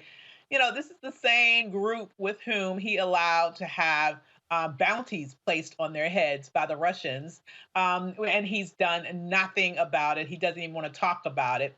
And now he's talking about withdrawing fundings if they don't continue to deitize actual traitors against this nation in terms of Confederate monuments and naming Confederate bases, naming bases after Confederate leaders.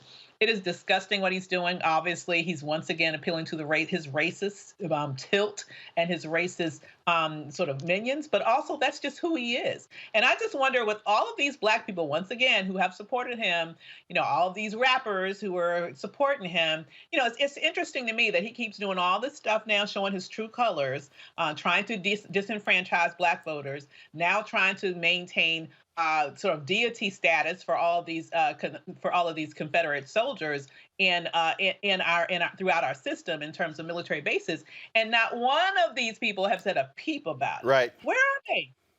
Bottom line, here, Rena, this is my whole deal. Threaten them. All right, y'all want to block it? Let's see what you're gonna do. Let's see if you want to stay in with Trump. And all you gotta do is say all y'all voted for it before.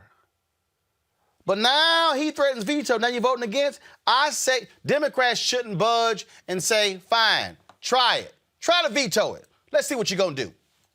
I sure hope they get that courage. I mean, look, I don't have that much faith in today's Democratic Party. And I know that's a loaded statement right there, but I should just clarify and say the Democrats on the Hill have disappointed me at times. And this is what I mean about leadership. We need new and fresh leadership at times to step up and really get aggressive, because we shouldn't have to look at outside forces all the time to do the dirty work. What we've just seen for the past 4 years is so out of bounds, is so abnormal, that there should be Democrats in the top leadership, frankly, not, slapping the hands with some of these Republicans, not saying that everything's fine. I mean, look at Dianne Feinstein. She's now announced she's going to step down from the top post on the Judiciary Committee. Because she knew she wasn't going to get it.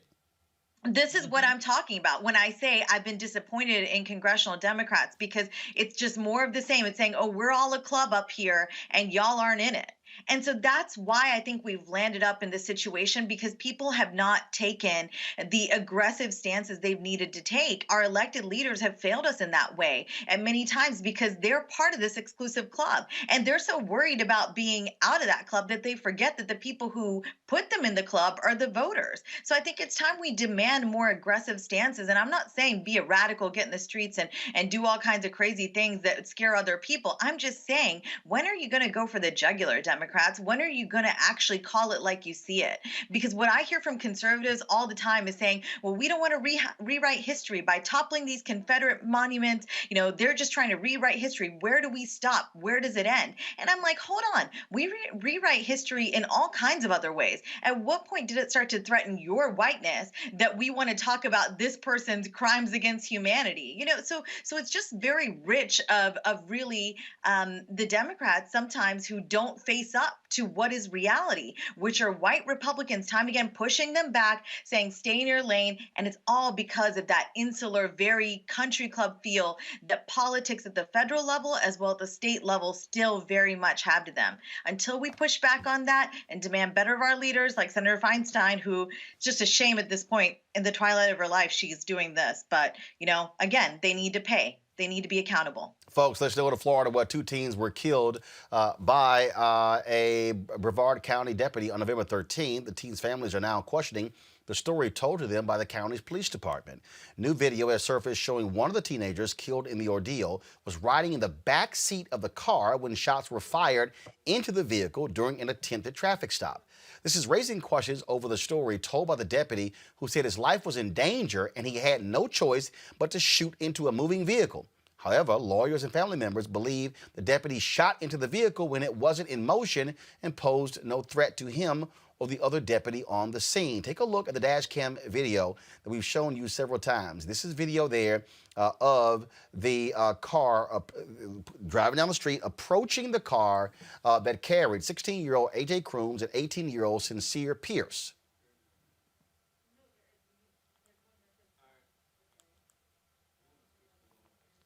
Okay, so here's the deal. This is the video here has no sound. We're now going to switch to the video. It actually has the sound, so you can hear exactly what is being stated. That video was from the dash cam.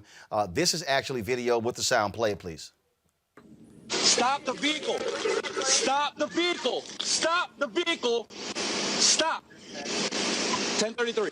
Stop the vehicle, goddammit. Stop. Stop.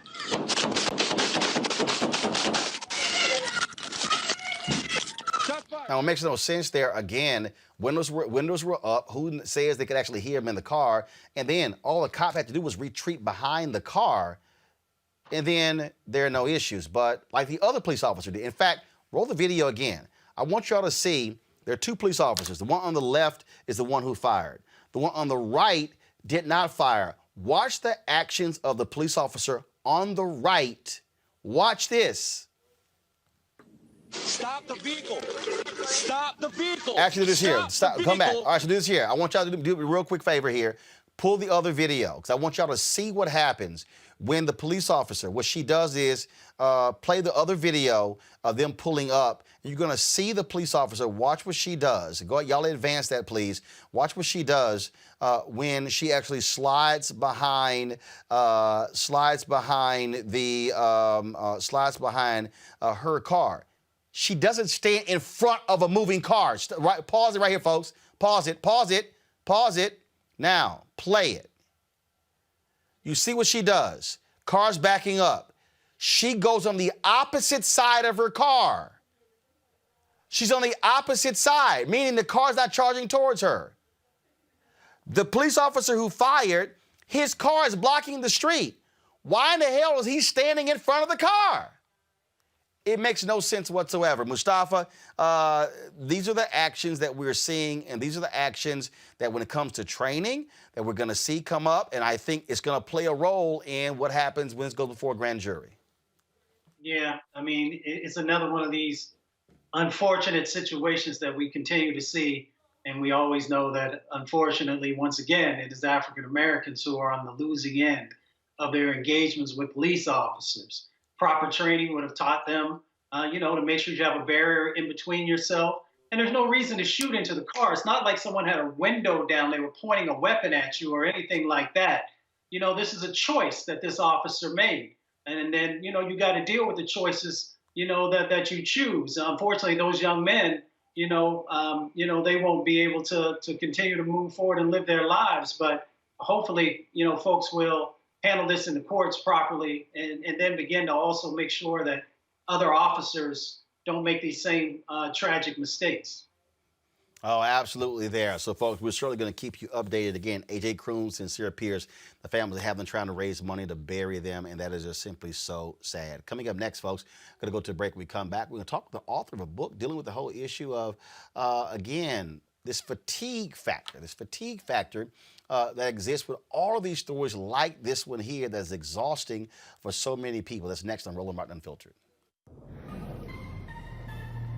There are so many things that have happened that if we don't see them for what they are, this is just going to continue to, get out of control. If I don't actually say, hey, I'm going to commit to registering 10 people to vote. Right. And that's the thing, I think, is we get so hung up on the big picture. Mm-hmm. The big picture matters, but it only matters when we all do small things. Right. That's how it happens. It's not, hey, let's just post on Twitter and post on Instagram, because yes, social media is huge, we know it, but we have to actually get out there and walk the walk.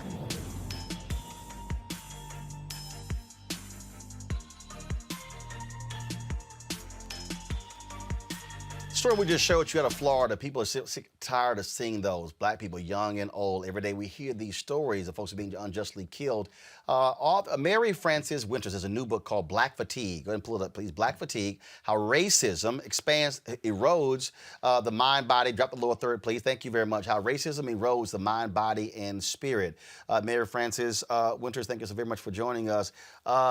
So many people, when we show those stories, when we show these videos, folks turn away because they say it is, frankly, some call it porn. Some people call it trauma, and just how difficult it is because we see it over and over and over again.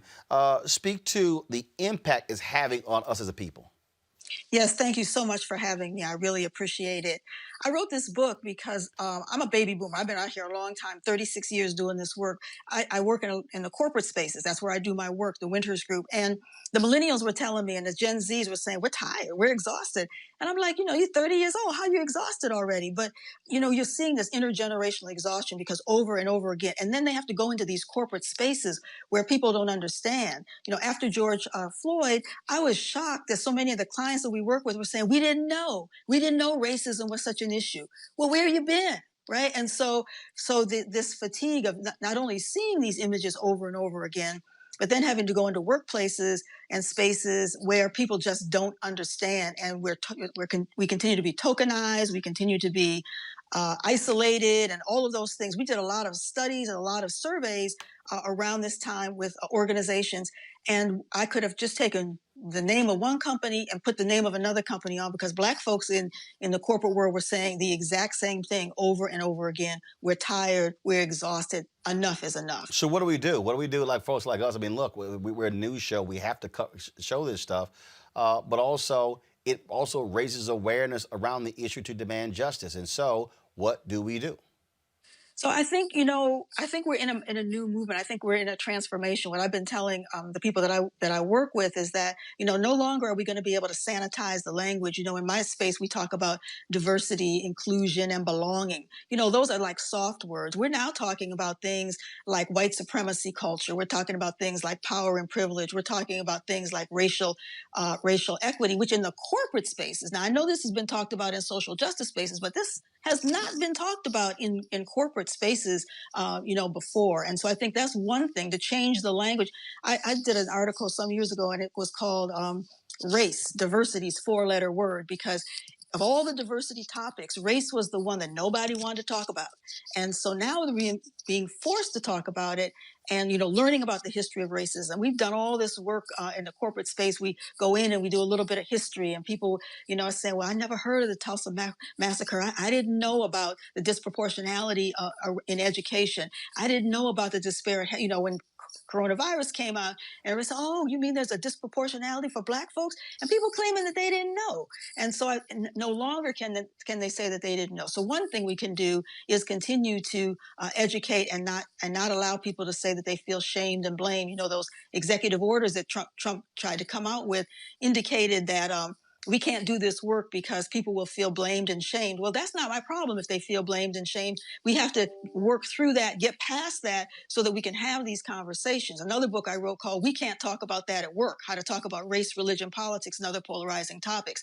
So we don't like to talk about it. We haven't talked about it. That's the first thing. And the second thing that I think we need to do is we need restorative justice in the corporate world. I was working with an organization, CEO, coaching a CEO. And as a result of, what happened with George Floyd and everything that ensued, and everybody now is interested in anti-racism, they did a study and they had 32 Black people in the whole company, about 2,000 people, only 32 Black people. 16 of them were underpaid. They did a study. Now, why did you have to have a protest to recognize that your Black employees are underpaid?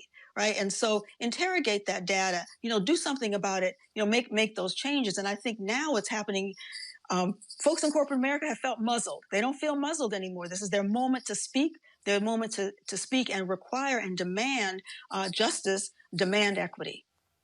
So the next phase, what should we be teaching the next generation in this moment when we're seeing these, with these stories that continue to happening? Because people want justice. They want someone to pay for these crimes and not see an officer, no bill, then still put on administrative leave and nothing really happens. Yeah, absolutely. Year after year, time after time, we keep seeing it over and over and over again.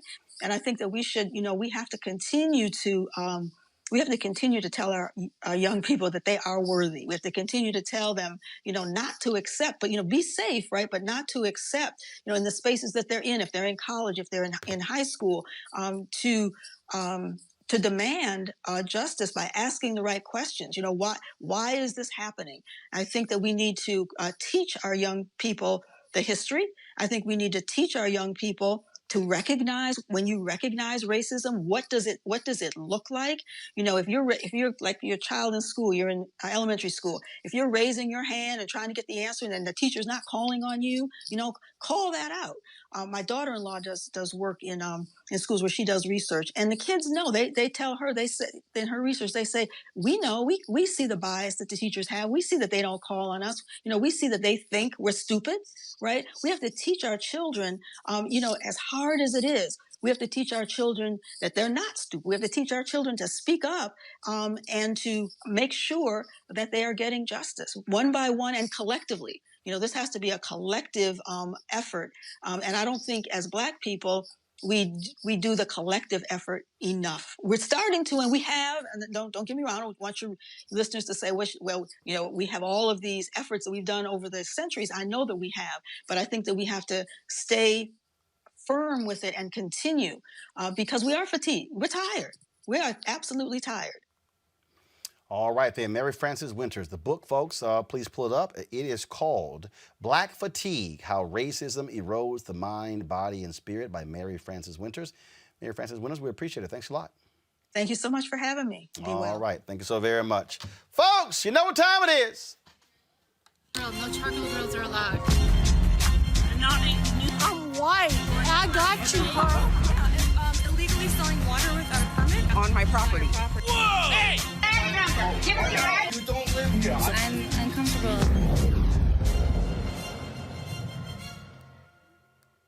All right, y'all. White woman cusses out an 8-year-old Black kid riding his bike in the city. A brother said, nah, Karen, we ain't about to have that, not in our hood. After he tried to hit me for the third time, Why did he try to hit you?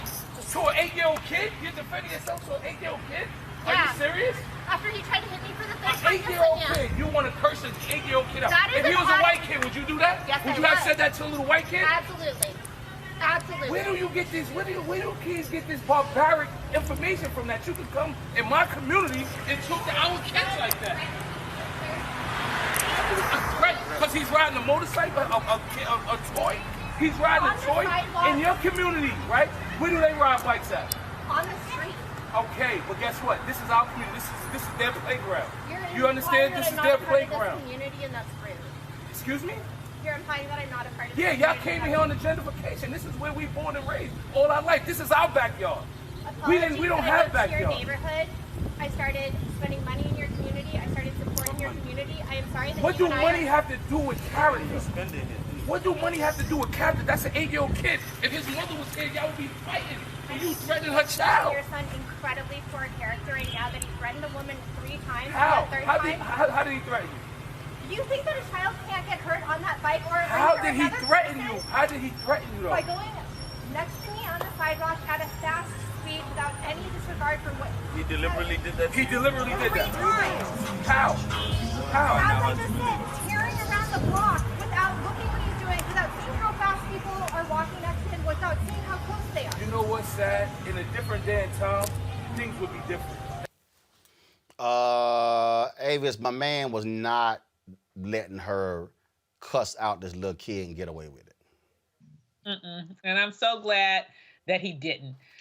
This is exactly what we need to do because, you know, when our children are out here, they have to face such harsh judgment by the rest of the world that could literally put their lives in danger or definitely at least hurt their spirit and their self-confidence and their love of self.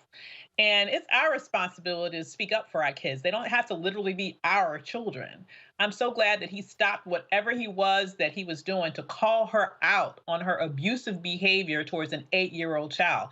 Because we need to let it be known that just because you've moved in our neighborhood doesn't mean you can go around acting crazy and not expect to have something come back at you.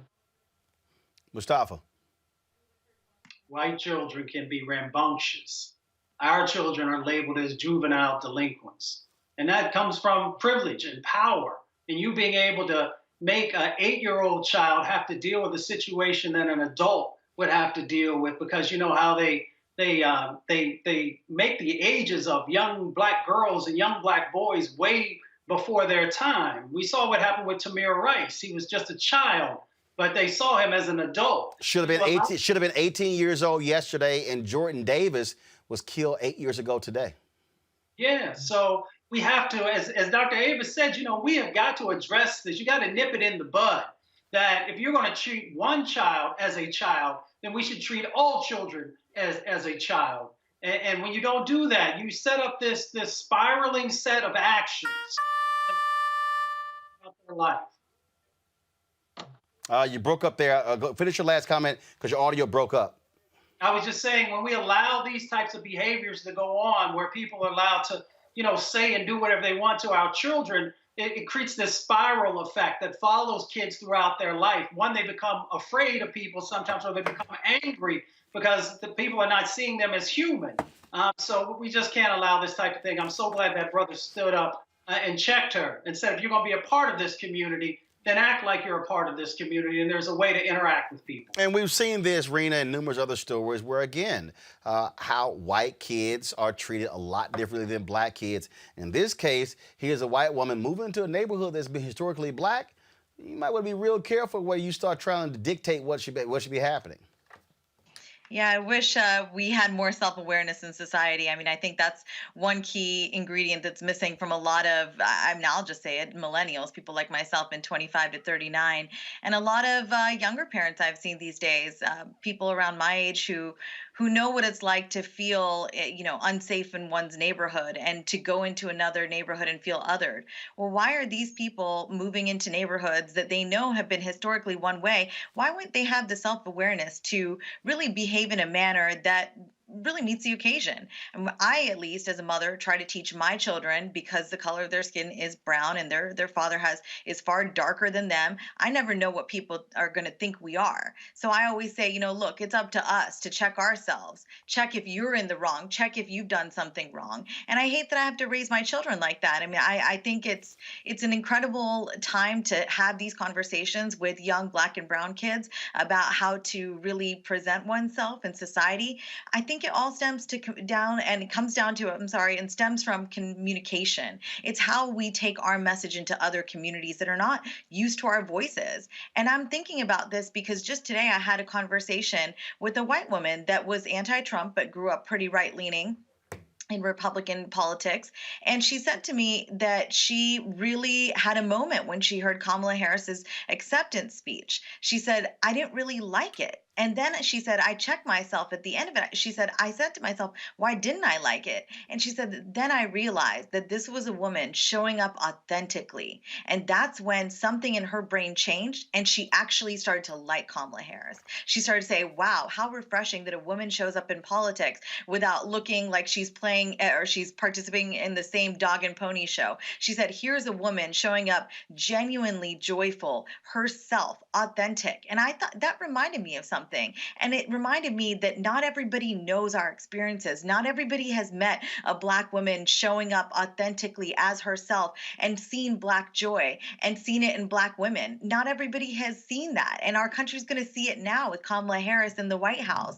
So it's going to be incredibly different. I think it'll be something very positive for the country because we are a melting pot in this country. And people should check themselves often and say, well, look, what about that person and their experiences? We often don't put ourselves in someone else's shoes. So that little vignette today, it actually made me pretty happy that this woman looked at herself and checked herself to say, well, why didn't I recognize her for who she really is? And maybe in these moments, as we send our children into society, as they play with children of other backgrounds and whatnot, or maybe they don't, maybe you're in a homogenous community, but you travel.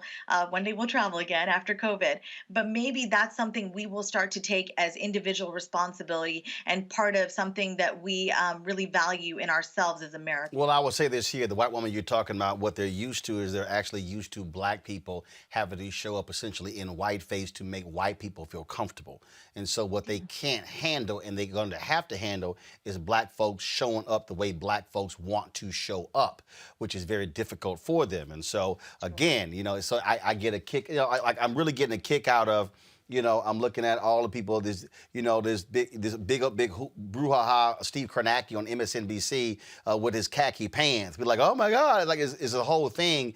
But I remember being on CNN and folks questioning, well, he's wearing bold pinstripe suits. Well, hell, look at so and so wearing some raggedy ass outfit. And again, it's whiteness. The reality is what we've had in America is white folks determining what the values are, what the whole view are. And in fact, that was a video. I wasn't going to show this. You know what? I'm going to hold that. I'm going to hold it for another day. Because it talked about, again, what the comedian Meaty, it was a great video where it was released today where he talked about how you can be basically a white guy who's a slob and you get all sorts of great roles. But if you black, you got to be physically fit. You got to be like buff. You got to be perfect in order to be accepted by Hollywood because that's it. It's white standards. White standards that have actually determined America up to this point, and that's also what has to change. Folks, if you want to support what we do at Roland Martin Unfiltered, please join our Bring the Funk fan club. Every dollar you give goes to support what we do with this show. We have been doing some great things here. We really got a lot of things that we're putting together. We're gonna, like I said, you heard me talk about, we're going to be in Georgia there. Put this whole thing together. I'm always sharing with y'all the stuff that we do. This is a video, some new equipment we got in, a bunch of our 4K cameras. The dollars that you have contributed makes this possible for us to buy this new gear. All of this here, folks, that's around $60,000 right there on that table. And so your contributions have made that possible. And so we certainly appreciate that. Please support us via Cash App, $RM Unfiltered. You also have PayPal.me/RM Unfiltered. Venmo.com is /RM Unfiltered. You have Zelle, which is Roland@RolandSMartin.com. You can send a money order to New Vision Media. That is 1625 K Street Northwest, Suite 400, Washington, D.C., 2006. You can give right there on YouTube as well. We have folks who supported us. Shout out to people who give it $50 or more. Carolyn Vaughn, Howard Lewis, Terrellyn A. Phillips Miles, Vida Hughes, Gregory Smith, L.C. Simmons, James Gladney, Melinda McAfee, Walter Matthews, William Hall, Cheryl Dugan, Bill Holman Jr., Tanja Blostein, Kenneth Darby Jr. Thanks for y'all support with the show, folks. We're almost there. We want to get 20,000 donors by the end of the year. We now are over 15,000, and so please support us what you can. We're asking $50 each. That's about for the course of a year. That's $4.19 a month, 13 cents a day. If you could give less, that's fine. If you want to give more, that's fine as well. And so we appreciate all that you give to make it possible for us to do what we do here at Roland Martin Unfiltered. We're going to leave the show with this. Billy Baldwin, the actor, sent me this. Some of y'all, when Mustafa was talking, y'all said, what's that horn I heard? Because he sent me this video. And I said, oh, my God, I got to play this here. Of course, we started the show talking about Trump losing in Michigan, Pennsylvania again. They're losing in court. The GSA has sent the letter saying President-elect Joe Biden. Well, she never didn't say actually in the letter, but that's what it is. So Billy Baldwin sent this email here. Y'all pull the music out. This is a perfect way to end today's show. Mustafa, Rena, and Avis, thank you so very much. Y'all, he sent me this, and I said, oh, my God, I got to play this. I'm going to see y'all tomorrow on Roland Martin Unfiltered. Holla.